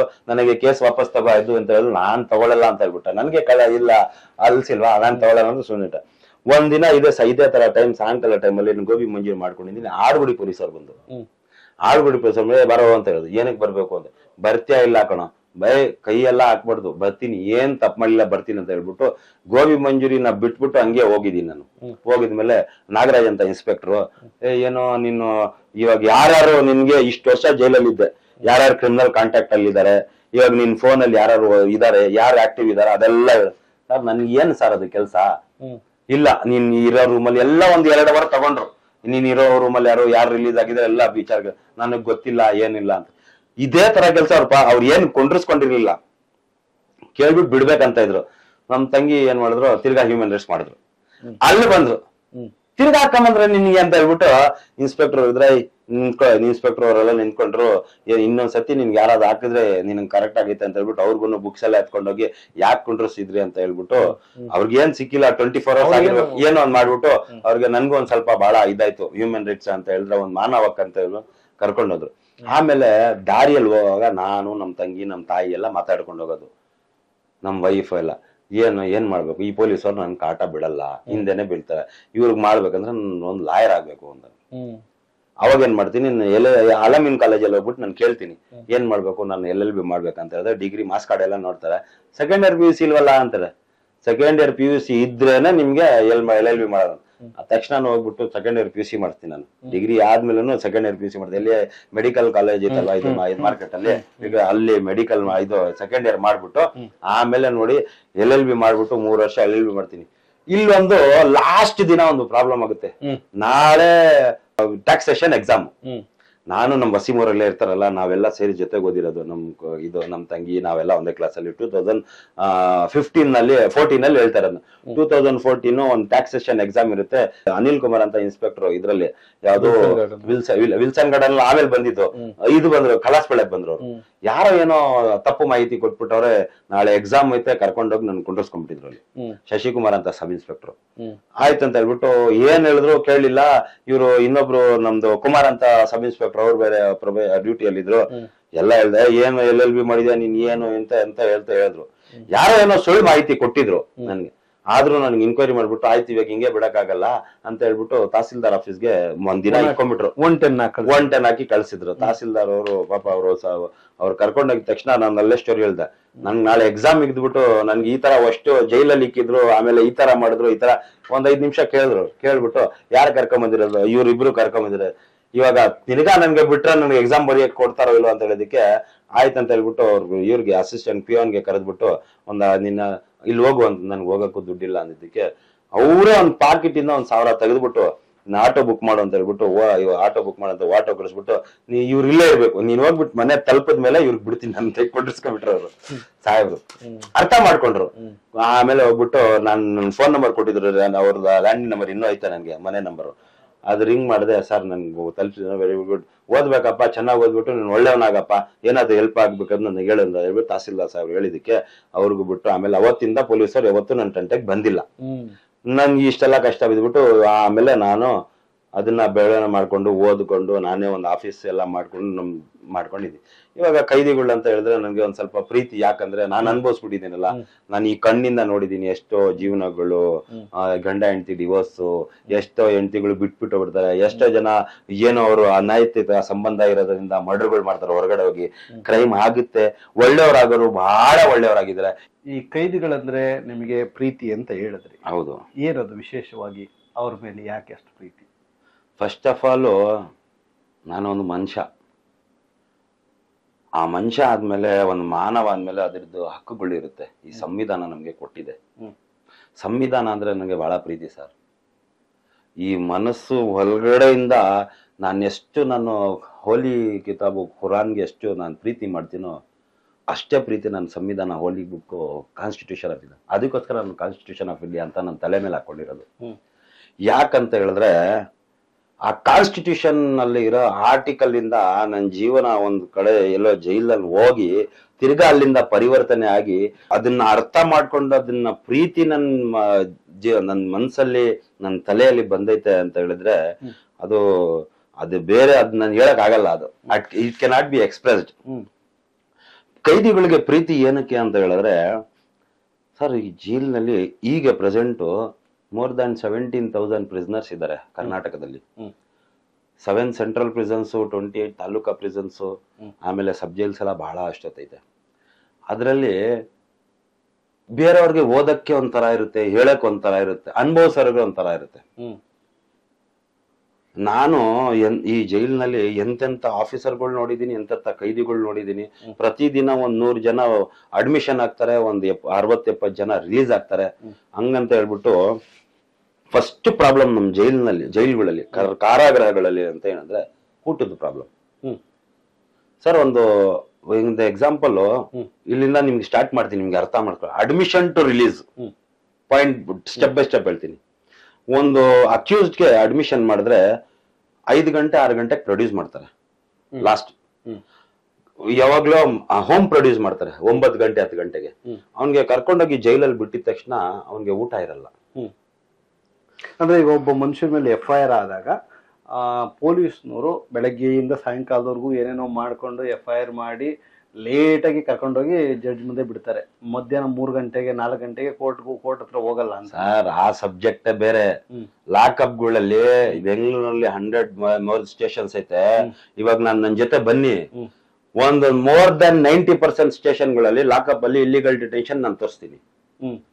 ಇಲ್ಲಿಗಲ್ ಅನ್ಲಾಫುಲ್ ಡಿಟೆನ್ಷನ್ 24 hours ಕಿಂತ ಮೋರ್ ದನ್ ಜಾಸ್ತಿ ಇಟ್ಕೊಂಡಿರ್ತಾರೆ. ಯಾಕೆ ಹ್ಯೂಮನ್ ರೈಟ್ಸ್ ಕಮಿಷನ್ ಯಾಕೆ ಅದ್ರ ಮೇಲೆ ಕೆಲಸ ಮಾಡಲ್ಲ? ಇರೋದು ಒಂದು ಹ್ಯೂಮನ್ ರೈಟ್ಸ್ ಕಮಿಷನ್. ಅವ್ರಿಗೆ ದೂರ ಕೊಡೋರು ಯಾರು? ಸೊಮೋಟೋ ತಗೊಳಕಾಗಲ್ವಲ್ಲ ಅವ್ರಿಗೆ. ಯಾರಾದ್ರೂ ಒಬ್ರು ದೂರದಾರರು ಇರ್ಬೇಕಲ್ಲ. ಒಂದು ಕ್ರಾಸ್ ಚೆಕ್ ಮಾಡೋದು. ಸುಮೋಟೋ ಅಂತ ಅಂದ್ರೆ FIR ಮಾಡ್ಕೊಳ್ಳೋದೇ ಅಂತಲ್ಲ, ಪ್ರತಿ ಪೊಲೀಸ್ ಸ್ಟೇಷನ್ಗೆ ವಿಸಿಟ್ ಮಾಡಿ ಯಾರಪ್ಪ ಬಂದಿದ್ದಾರೆ, ಯಾಕಪ್ಪ ಅಲ್ಲಿ ಜೈಲಲ್ಲಿ ಕುಂಡಿಸಿದ್ಯಾ, ಅವ್ನು ಯಾರದು, ಯಾಕೆ ಬಂದಿದ್ದಾನೆ ಅಂತ ದಿನ ಒಂದು ಸ್ಟೇಷನ್ ನ ಚೆಕ್ ಮಾಡಿದ್ರೆ. ನೀವ್ ಹಿಂಗ್ ಹೇಳ್ತೀರಲ್ಲ, ನಿಮ್ ಪ್ರಶ್ನೆಗಳು ನಾನು ಉತ್ತರ ಕೊಡ್ತೀನಿ. ಕಂಪ್ಲೇಂಟ್ ಕೊಡಿ. ಎಲ್ಲಿ ಹ್ಯೂಮನ್ ರೈಟ್ಸ್ ಅಲ್ಲಿ ಒಂದ್ 4-5 ಜನ ಲಾಕಪ್ ಅಲ್ಲಿ ಇರುತ್ತಲ್ಲ, ಅದ್ರಲ್ಲಿ ನಿಮಗ್ ಗೊತ್ತಿರೋನು ಯಾರೋ ನಿಮ್ ಕ್ಲೈಂಟ್ ಯಾರೋ ಒಬ್ಬರ ಇರ್ತಾನೆ. ಪರ್ಟಿಕ್ಯುಲರ್ಲಿ ನಾನು ಕಂಪ್ಲೇಂಟ್ ಬಿಡ್ತೀನಿ. ಫಾರ್ ಎಕ್ಸಾಂಪಲ್ ಯಾರೋ ಕೃಷ್ಣ ಅಂತ ಇರ್ತಾನೆ. ಆ ಕೃಷ್ಣ ಲಾಕಪ್ ಅಲ್ಲಿ ಇದ್ದಾನೆ. He is ಇಲ್ಲಿಗಲಿ detain, he is ಅನ್ಲಾಫುಲಿ detain for more than 24 hours. Arrest intimation ಏನ್ ಕೊಟ್ಟಿಲ್ಲ ಅಂತ ಹೇಳ್ತೀವಿ. ನಾವು ಕಂಪ್ಲೇಂಟ್ ಕೊಟ್ರೆ ಹ್ಯೂಮನ್ ರೈಟ್ಸ್ ರೇಡ್ ಮಾಡುತ್ತೆ. ರೇಡ್ ಮಾಡಿದ್ಮೇಲೆ ಲಾಕಪ್ ಅಲ್ಲಿ 5-6 ಜನ ಇರ್ತಾರೆ. ಸ್ಪೆಸಿಫಿಕಲಿ ಅವ್ರಿಗೆಲ್ಲ ಇನ್ಕ್ವೈರಿ ಮಾಡ್ತಾರೆ, ನೀನ್ ಯಾರು ಅಂತ. ಇನ್ಸ್ಪೆಕ್ಟರ್ ಅದು ಉತ್ತರ ಕೊಡ್ತಾರೆ, ಅವ್ನು ಈ ಕೆಲಸ, ಈ ಕ್ರೈಮು ಆ ಕ್ರೈಮು ಅಂತ ಹೇಳ್ತಾರೆ. ಬಟ್ ಸ್ಪೆಸಿಫಿಕ್ ಆಗಿ ಯಾವ ಕೃಷ್ಣ ಹೇಳಿದ್ರೆ ಅವ್ನಿಗೆ ಮಾತ್ರ ಎನ್ಕ್ವೈರಿ ಮಾಡಿ ಅವ್ನಿಗೆ ಮಾತ್ರ ಇನ್ವೆಸ್ಟಿಗೇಷನ್ ಮಾಡ್ತಾರೆ ಹೊರತು ಇವನ್ ಇಲ್ಲಿಗಲ್ ಡಿಟೈನ್ ಆಗಿದ್ದಾನೋ, ಇವನ್ ನಿಜಾಗ್ಲೂ ಅವ್ನ್ ಗೊತ್ತೈತೋ. ಸುಮೋಟೋನು ಅವರು ಅದ್ರ ಬಗ್ಗೆನೂ ಇಲ್ಲ, ರೈಲ್ ಬಗ್ಗೆನೂ ಇಲ್ಲ. ಏನೋ ನಾವು ಒಂದು ಕಂಪ್ಲೇಂಟ್ ಕೊಟ್ರೆ ಆ ಕಂಪ್ಲೇಂಟ್ ನ ಮಾತ್ರ ವಿಚಾರಣೆ ಮಾಡುತ್ತೆ ಅಂದ್ರೆ ಎಲ್ಲ ಒಂದ್ ಕಡೆ ಹ್ಯೂಮನ್ ರೈಟ್ಸ್ ಸರಿಯಾಗಿ ಪರ್ಫಾರ್ಮೆನ್ಸ್ ಮಾಡ್ತಿಲ್ಲ ಅಥವಾ ಕೆಲಸ ಮಾಡ್ತಿಲ್ಲ. Sir, human rights honest officer ಇಂದ ಎಂತ ವರ್ಕ್ ಆಗುತ್ತೆ ಅಂತ ಹೇಳಿದ್ರೆ, ಒಂದೊಂದ್ಸತಿ ಸ್ಟೇಷನ್ಗೆ ಹೋಗೋಕ್ಕಿಂತ ಮುಂಚೆ ಮಾಹಿತಿ ಹೋಗ್ಬಿಟ್ಟಿರುತ್ತೆ, ನಿನ್ ಸ್ಟೇಷನ್ಗೆ ರೇಡ್ ಆಗ್ತೈತೆ ಅಂತ ಹೇಳ್ಬಿಟ್ಟು. ಅಲ್ಲಿ ಅವ್ರು ಬಂದೋಬಸ್ತ್ ಮಾಡ್ಬಿಟ್ಟಿರ್ತಾರೆ. ಲಾಕಪ್ ಗಳೆಲ್ಲ ಇರಲ್ಲ, ಎಲ್ಲ ಕರ್ಕೊಂಡು ಹೋಗ್ಬಿಟ್ಟಿರ್ತಾರೆ. ಇನ್ನೊಂದ್ ಏನ್ ಮಾಡ್ತಾರೆ ನಮ್ ಪೊಲೀಸ್ನವರು, ಲಾಕಪ್ ಅಲ್ಲಿ ಇಕ್ಕಕ್ಕಿಂತ ಲಾಡ್ಜ್ಗಳು ಮಾಡಿ ಇಕ್ಕಿರ್ತಾರೆ. ಲಾಡ್ಜ್ ಅಲ್ಲಿ ಅನ್ಲಾಫುಲ್ ಡಿಟೆನ್ಷನ್. ಲಾಕಪ್ ಅಲ್ಲಿ ಅಂದ್ರೆ ಕ್ಯಾಮ್ರಾ ಇರ್ಬೇಕು, ಅದ್ರಲ್ಲಿ ಕೇಳ್ಬೇಕು, ಉತ್ತರ ಕೊಡ್ಬೇಕು. 7 ದಿನ 8 ದಿನ 10 ದಿನ 5 ದಿನ 6 ದಿನ ಯಾವಾಗ ಬೇಕೋ ಅವ್ರಿಗೆ ಸಮಾಧಾನ ಆಗೋ ಗಂಟ ಇಕ್ಕೊಳ್ಳೋದು, ಊಟ ಕೊಡೋದು, ಎಲ್ಲ ಕೊಡೋದು. ಆಮೇಲೆ ಕರ್ಕೊಂಡೋಗಿ ಪ್ರೊಡ್ಯೂಸ್ ಮಾಡೋದು, ಕರ್ಕೊಂಡ್ಬಂದು ಫಾರ್ಮಾಲಿಟೀಸ್ ಮಾಡೋದು, ಅರೆಸ್ಟ್ ಪ್ರೊಸೀಜರ್ ಮಾಡೋದು, ಮಾಡ್ಬಿಟ್ಮೇಲೆ ಕೋರ್ಟ್ ಮುಂದೆ ಕರ್ಕೊಂಡು ಹೋಗೋದು. ಆಕ್ಷನ್ ನಡೆಯೋದೇ ಈ ತರ. ಇವಾಗ ಒಂದ್ ಕಳ್ಳನ್ ಹಿಡಿದ್ರೆ ಇವತ್ತೇ ಪ್ರೊಡ್ಯೂಸ್ ಮಾಡಲ್ಲ, ಒಂದ್ 10-15 ದಿನ ಹಿಡ್ಕೊಂಡ್ಬಿಡ್ತಾರೆ. ಎಲ್ಲ ರಿಕವರಿ ಮಾಡ್ಬೇಕಲ್ಲ, ಏನೇನ್ ಮಾಡಿದೆ ಅದೆಲ್ಲ ರಿಪೇರಿ ಮಾಡ್ಬೇಕು. ಅವ್ನ್ ಬಾಯಿಂದ ಎಲ್ಲ ತೆಗಿಸ್ಬಿಟ್ಟು ಎಲ್ಲ ತಗೊಬೇಕು, ಎಲ್ಲ ಮಾಹಿತಿ ಕಲೆಕ್ಟ್ ಮಾಡ್ಕೊಂಡ್ಬಿಟ್ಟು ಆಮೇಲೆ ಏನ್ ಮಾಡ್ತಾರೆ, ಅವನ ಹತ್ರ ವಾಲಂಟ್ರಿ ಸ್ಟೇಟ್ಮೆಂಟ್ ತಗೊಂತಾರೆ. ವಾಲಂಟ್ರಿ ಸ್ಟೇಟ್ಮೆಂಟ್ ತಗೊಂಡು ಇಲ್ಲೆಲ್ಲ ಹಿಂಗೆಲ್ಲ ಮಾಡಿದಾನೆ ಅಂದಿದ ತಕ್ಷಣ ಆಗ್ತಾರೆ, ಒಂದ್ ಅರೆಸ್ಟ್ ಪ್ರೊಸೀಜರ್ ಮಾಡ್ತಾರೆ. ನಾವು ಎಲ್ಲಾ ಕೇಸಲ್ಲಿ ಒಂದ್ 90% ಕೇಸಲ್ಲಿ ನೋಡಿ, ನಾವು ಪ್ಯಾಟ್ರೋಲಿಂಗ್ ಅಲ್ಲಿ ಇದ್ವಿ, ನಾವು ಎಲ್ಲ ಹೋಗ್ತಾ ಇದ್ವಿ, ಅವನು ಒಂದು ಏನ್ ಹೇಳೋದು ಅನುಮಾನಸ್ಥ ಒಂದು ವ್ಯಕ್ತಿಯನ್ನ ನೋಡಿದ್ವಿ, ಅವ್ನ್ ನಮ್ಮನ್ನ ನೋಡಿ ಓಡೋದ, ಅವ್ನಿಗೆ ಹಿಡ್ಕೊಂಡ್ರೆ ಒಂದ್ ಜಾಬಲ್ಲಿ ಇದು ಸಿಕ್ತು ಅದು ಸಿಕ್ತು, ಕರ್ಕೊಂಡ್ಬಂದು ವಿಚಾರ ಮಾಡಿದ್ರೆ ಇಲ್ಲಿ ಕಳ್ತನ ಮಾಡಿದೀನಿ ಅಂತ ಹೇಳಿದ ಅಂತ ಅದನ್ನ ಹಿಂಗ್ ಹೇಳಿದಾನೆ. ವಾಲಂಟ್ರಿ ಸ್ಟೇಟ್ಮೆಂಟ್ ತಗೊಂಡು ರಿಮಾಂಡ್ ಅಪ್ಲಿಕೇಶನ್ ಹಾಕ್ಬಿಟ್ಟು ಮ್ಯಾಜಿಸ್ಟ್ರೇಟ್ ಸಾಹೇಬ್ರ ಮುಂದೆ ನಿಲ್ಸ್ಬಿಟ್ಟು ಈ ತರ ಅವ್ನು ಹೇಳಿದ್ದಾನೆ, ಇವ್ನ್ ವಾಲಂಟ್ರಿ ಸ್ಟೇಟ್ಮೆಂಟ್ ಮೇಲೆ ನಾನು ರಿಕವರಿ ಮಾಡ್ಬೇಕು ಅಂತ ಹೇಳ್ಬಿಟ್ಟು ಎವಿಡೆನ್ಸ್ ಆಕ್ಟ್ ಅಲ್ಲೂ ಐತೆ, ಸಬ್ಜೆಕ್ಟ್ ಟು ದಿ ರಿಕವರಿ ಅವ್ನ್ ವಾಲಂಟ್ರಿ ಸ್ಟೇಟ್ಮೆಂಟ್ ನ ಅಕ್ಸೆಪ್ಟಬಲ್ ಐತೆ ಅಂತ. ಅದನ್ನ PC ಕಸ್ಟಡಿ ಕೊಡಿ ಅಂತಾರೆ. ಎಲ್ಲ PC ಕಸ್ಟಡಿ ಒಂದ್ ಕಡೆ ಬಿಸಾಕಿರ್ತಾರೆ. ಅವ್ರಿಗೆ ಬಿಸಾಕ್ಬಿಟ್ಟು ಎಲ್ಲಾ ಮೊದ್ಲೇ ಮಾಡ್ಕೊಂಡಿರ್ತಾರಲ್ಲ, ಆಮೇಲೆ ಅದನ್ನ ಏನ್ ಮಾಡ್ಬೇಕು ಹೆಂಗ್ ಮಾಡ್ಬೇಕಂತ ಫಾರ್ಮಾಲಿಟಿ ಎಲ್ಲ ಮಾಡಿದ್ರು ಮತ್ತೆ ಅವಾಗ ಆಕ್ಚುಲಿ ಮೊದಲು ಅವ್ರು ಅರೆಸ್ಟ್ ಮಾಡಿದ ತಕ್ಷಣ ಜಡ್ಜ್ ಮುಂದೆ ಪ್ರೊಡ್ಯೂಸ್ ಮಾಡ್ಬಿಟ್ಟು ಅವಾಗ PC ಕಸ್ಟಡಿ ಕೊಡ್ಬೇಕು. ನಮ್ಮ ಪೊಲೀಸ್ ತನಿಖೆಗೆ ಸಹಕರಿಸಲು ಅವ್ನು ನಮ್ಗೆ ಕಸ್ಟಡಿ ಕೊಡಿ, ಈ ವಾರದಲ್ಲಿ ಅಥವಾ ಇಷ್ಟು ದಿನದಲ್ಲಿ ನಾವೆಲ್ಲ ರಿಕವರಿ ಅದೇನೇನು ಕೇಸ್ ಇದೆ ರಿಕವರಿ ಮಾಡ್ತೀವಿ ಅನ್ನೋದು ಪ್ರೊಸೀಜರ್. ಇವ್ರು ಉಲ್ಟಾ ಮಾಡ್ತಾರೆ. ಮೊದ್ಲೇ ಎಲ್ಲ ರಿಕವರಿ ಮಾಡಿಸ್ಕೊಂಡು ಎಲ್ಲ ಮಾಡಿ ಆಮೇಲೆ ತಗೊಂಡೋಗಿ ಜಡ್ಜ್ ಮುಂದೆ ಸುಮ್ನೆ ನಿಲ್ಸಿ. ಇವಾಗ PC ಕಸ್ಟಡಿ ಅಂದ್ರೆ ಜಡ್ಜ್ ಕೊಡ್ಲೂಬಹುದು, ಕೊಡದೇನೂ ಇರ್ಬೋದು. ಎಲ್ಲ ಆಫ್ ದಿ ರೆಕಾರ್ಡ್ ಎಲ್ಲ ಫಾರ್ಮಾಲಿಟೀಸ್ ಮಾಡಿರ್ತಾರೆ, ಆನ್ ದಿ ರೆಕಾರ್ಡ್ ಆಮೇಲೆ ಬರುತ್ತೆ. ಅದಾಯ್ತಾ? ಇನ್ನೊಂದು ಪ್ರೊಡ್ಯೂಸ್ ಮಾಡೋ ಟೈಮಲ್ಲಿ ಚೆನ್ನಾಗಿ ಇದು ಒಂದ್ ಜಾಣ ಮರಿ ತರ ಹೇಳ್ತಾರೆ, ನೋಡಪ್ಪ ನಿನ್ ಮೇಲೆ ಎಷ್ಟೊಂದು ಏನಿಲ್ಲ, ಇವಾಗ ಸಾಹೇಬ್ರು ಇವಾಗ ನಾಳೆ ಪ್ರೊಡ್ಯೂಸ್ ಮಾಡ್ತಾ ಇದ್ರಂದ್ರೆ ಇವಾಗ್ಲೇ ಅವರು ಒಳ್ಳೆ ಅವ್ರದ್ದು ಇದು ಚೇಂಜ್ ಆಗ್ಬಿಡುತ್ತೆ. ಮಾತುಕತೆ. ನೋಡ ಆಯ್ತು, ಏನೋ ತಪ್ಪು ಮಾಡಿದೆ, ಮಾಡ್ಬಾರ್ದಾಗಿತ್ತು ಮಾಡ್ಬಿಟ್ಟೆ, ಏನ್ ಮಾಡ್ತೀಯಾ, ಆಯ್ತು ಬಿಡು, ಇನ್ಮೇಲೆ ಮಾಡಕ್ ಹೋಗ್ಬೇಡ ಅಂತ ಸ್ವಲ್ಪ ಜನ ಹೇಳ್ತಾರೆ. ಒಳ್ಳೊಳ್ಳೆ ಕ್ರೈಮ್ಸ್ ಸ್ಟಾಫ್ ಗಳಿದ್ದಾರೆ, ಒಂದಂತ ಬುದ್ಧಿಗಳು ಹೇಳ್ತಾರೆ. ನಾನ್ ನೋಡಿದೀನಿ, ಬಹಳ ಅಕ್ಯೂಸ್ಗಳಿಗೆ ನೋಡಿದೀನಿ. ಎಂತ ಬುದ್ಧಿ, ಯಾಕೋ ನಿನ್ ಬೇಕು ಇದೆಲ್ಲ, ಒಳ್ಳೆಯವನಾಗೋ, ಹಿಂಗ್ ನೋಡೋ ಅಂತ. ಒಬ್ರು ಏನೋ ಇಷ್ಟು ಮಾಡಿದ್ಯಲ್ಲ, ಮಾಡಿದ್ರೆ ದೊಡ್ಡದ್ ಮಾಡೋ ಅಂತಾರೆ. ಅಂತರವರು ಇದಾರೆ, ನಾನ್ ನೋಡಿದೀನಿ.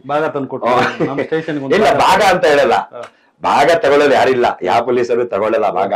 ಅವ್ನ್ ಮಾಡಿದ್ರೆ ಅದು ಒಬ್ಬೊಬ್ರು ಒಳ್ಳೇದ್ ಎನ್ಕರೇಜ್ ಮಾಡ್ತಾರೆ, ಒಬ್ಬೊಬ್ರು ನಿನ್ ಯಾವನ ಸಣ್ಣ ಪುಟ್ಟ ಚಿಕ್ಕ ಕಳ್ಳಲ್ಲಿ ಮಾಡಿದ್ರೆ ದೊಡ್ಡದ್ ಮಾಡೋ, ಲೈಫ್ ಆದ್ರೂ ಸೆಟ್ಲ್ ಮಾಡೋ, ಅವ್ರ ಒಂಥರ ಥಿಂಕಿಂಗ್.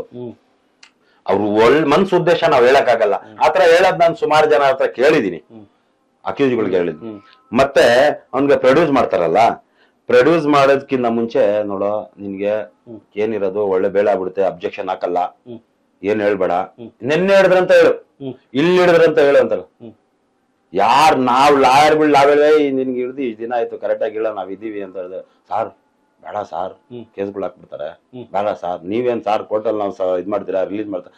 ಆಮೇಲೆ ಯಾರು ಸಾರ್ ಚೆನ್ನಾಗಿ ಕರ್ಕೊಂಡೋಗಿ ಬಾರಿಸ್ತಾರೆ, ಯಾವ ಸ್ಟೇಷನ್ ಅಲ್ಲಿ ಎಲ್ಲೆಲ್ಲೋ ಇಕ್ತಾರೆ ಸಾರ್, ಲಾಡ್ಜ್ಗಳಲ್ಲಿ ಇಕ್ತಾರೆ, ಅಲ್ಲೆಲ್ಲೋ ಇಕ್ಬಿಡ್ತಾರೆ, ಮಾತಾಡಕ್ ಕೊಡಲ್ಲ. ರಿಪೇರ್ ಸಾರ್, ಏಟ್ ತಿನ್ನೋರು ನಾವು ಅವ್ರಿಗೆ ಎದುರಾಕೊಳಕ್ ಆಗುತ್ತಾ? ಆದ್ರಿಂದ ಇವರೆಲ್ಲ ಎಸ್ಕೇಪ್ ಆಗ್ತಾ ಇದಾರೆ. ಅದಾಯ್ತಾ? ಇದೇ ತರ ಒಂದ್ ಕೇಸು KP ಅಗ್ರವಾಲ್ ಆಗಿತ್ತು. ಒಂದ್ ಲೇಡಿಗೆ, ಒಂದ್ ಕಳ್ಳನ್ ತಾಯಿಗೆ, ಜಬೀನಾ ಅಂತ ಅವ್ರ ಹೆಸರು, ಅವ್ರಿಗೆ ಕರ್ಕೊಂಡೋಗಿ ಮಗನ್ ಮುಂದೆ ಅವ್ರಿಗೆ ನೆಕೆಡ್ ಮಾಡ್ಬಿಟ್ಟು ಹೊಡೆದಿದ್ರು. ಅಮ್ಮನ್ನ ನೆಕೆಡ್ ಮಾಡಿ, ಕಳ್ಳ ನೀನ್ ಬಾಯ್ ಬಿಡು ಅಂತ. ಬಾಯ್ ಬಿಡು ಅಂತ. ನೀವು ಹ್ಯಾಂಡಲ್ ಮಾಡಿದ್ರ? ನಾನ್ ಹ್ಯಾಂಡಲ್ ಮಾಡಿ, ಇನ್ಸ್ಪೆಕ್ಟರು, ಸಬ್ ಇನ್ಸ್ಪೆಕ್ಟರು, ಸ್ಟಾಫ್, ಕ್ರೈಮ್ ಸ್ಟಾಫ್ ಎಲ್ಲ ಸಸ್ಪೆಂಡ್. 30th SMM ಅಲ್ಲಿ ಸಾಹೇಬ್ರು ಕರೆಕ್ಟ್ ಆಗಿ ಕೇಳಿದ್ರು, ಕರೆಕ್ಟ್ ಆಗಿ ಉತ್ತರ ನನ್ ಕೊಟ್ಟು ಅವ್ರಿಗೆ ಕರೆಕ್ಟ್ ಆಗಿ ರೆಕಾರ್ಡ್ ಪ್ರೊಡ್ಯೂಸ್ ಮಾಡಿದೆ, MLC ಎಲ್ಲ ಪ್ರೊಡ್ಯೂಸ್ ಮಾಡಿದೆ. ಇಮಿಡಿಯೇಟ್ ಆಗಿ ಶೋಕಾಸ್ ನೋಡಿದ್ವಿ, ಇಮಿಡಿಯೇಟ್ ಆಗಿ. ಅಲ್ಲ, ಇದು ಬರೀ ಹೇಳಿಕೆ ಮೇಲೆ ಆಗಿದ್ದ ಸಸ್ಪೆನ್ಷನ್ ಅಥವಾ ಎವಿಡೆನ್ಸ್ ಏನಾದ್ರು? ಎವಿಡೆನ್ಸ್ ಇತ್ತಲ್ಲ, ಏನ್ ಎವಿಡೆನ್ಸ್? ಫೋಟೋಗ್ರಾಫ್ಸ್ ಇತ್ತು, ಹೊಡೆದಿರೋದು. ಓಕೆ. MLC ಇತ್ತು, ಫೋಟೋಗ್ರಾಫ್ಸ್ ಇತ್ತು. ಮತ್ತೆ ಕರ್ಕೊಂಡೋಗಿ ಅಫಿಡೋಟ್ ಹಾಕ್ಸ್ದೆ. ಅಫಿಡೋಟ್ ಅಲ್ಲಿ ಹೇಳಿದ್ರು, ಇಂಥ ದಿನ ಕರ್ಕೊಂಡೋದ್ರು, ಇಂಥ ನನ್ ಮಗ ತಪ್ಪು ಮಾಡಿರ್ಬೋದು, ನನ್ ಮಗ ಬಾಯ್ ಬಿಡ್ತಾ ಇಲ್ಲ, ಇದ್ ಮಾಡ್ತಾ ಇಲ್ಲ ಅಂತ ಹೇಳ್ಬಿಟ್ಟು ನನ್ಗೆ ಹೊಡೆದ್ರು. ಪ್ಲಸ್ ಕಾನ್ಸ್ಟಿಟ್ಯೂಷನ್ ಆಫ್ ಇಂಡಿಯಾ ಏನ್ ಹೇಳುತ್ತೆ ಅಂತ ಹೇಳಿದ್ರೆ, ನೋ ಲೇಡಿ ಆಫೀಸರ್.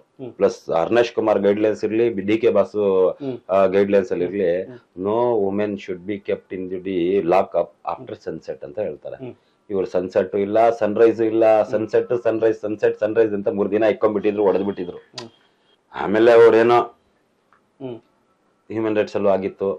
ಈಗ ಸಾಯಂಕಾಲ 6 ಗಂಟೆ ಆದ್ರೂ ಅವರು ಪ್ರೊಡ್ಯೂಸ್ ಮಾಡಕ್ ಹೋಗಲ್ಲ, ಹೋಲ್ಡ್ ಮಾಡಿ ಇಟ್ಕೊಂಡಿರ್ತಾರೆ. ಸೊ ಆಮೇಲೆ ರಾತ್ರಿ ಒಂದು 10 ಗಂಟೆಗೋ 11 ಗಂಟೆಗೋ ಜಡ್ಜ್ ಮನೆ ಕರ್ಕೊಂಡು ಹೋಗ್ಬಿಡೋದು. ಜಡ್ಜ್ ಇನ್ನೇನು ನಿದ್ದೆಗೆ ಹೋಗ್ತಾರೆ ಅನ್ನೋ ಟೈಮಲ್ಲಿ ಕರ್ಕೊಂಡು ಹೋಗ್ಬಿಟ್ಟು ಅವನ್ನ ಜೇಸಿಗೆ ಬಿಡಿಸ್ಬೇಕು ಅಥವಾ ವಾಪಸ್ PC ಕಸ್ಟಡಿ ತಗೊಬೇಕು. ಇಷ್ಟೇ ಪೊಲೀಸ್ನವ್ರದ್ದು ಒಂದು ಏಮ್ ಇರ್ತದೆ. ಸೊ ಎಲ್ಲೋ ಒಂದು ಕಡೆ ಅದು ಪೊಲೀಸ್ ನೋಟಿಸ್ ಕೊಟ್ಟಿಲ್ಲ ಅನ್ನೋ ಒಂದು ಕಡೆಯಲ್ಲಿ ಬೇಲ್ ಆಗ್ಬೋದು. ಅದಕ್ಕೂ ಇವರು ಬೆದರಿಕೆ ಹಾಕಿ ಸೈನ್ ಮಾಡಿಸ್ಕೊಂಡಿರೋ ಪ್ರಕರಣಗಳು ನೀವು ನೋಡಿರ್ತೀರಿ. ಇಲ್ಲ ಅಂತಂದ್ರೆ ಬೇಲ್ ಸಿಕ್ಬಿಡ್ತದೆ ಅಂತ.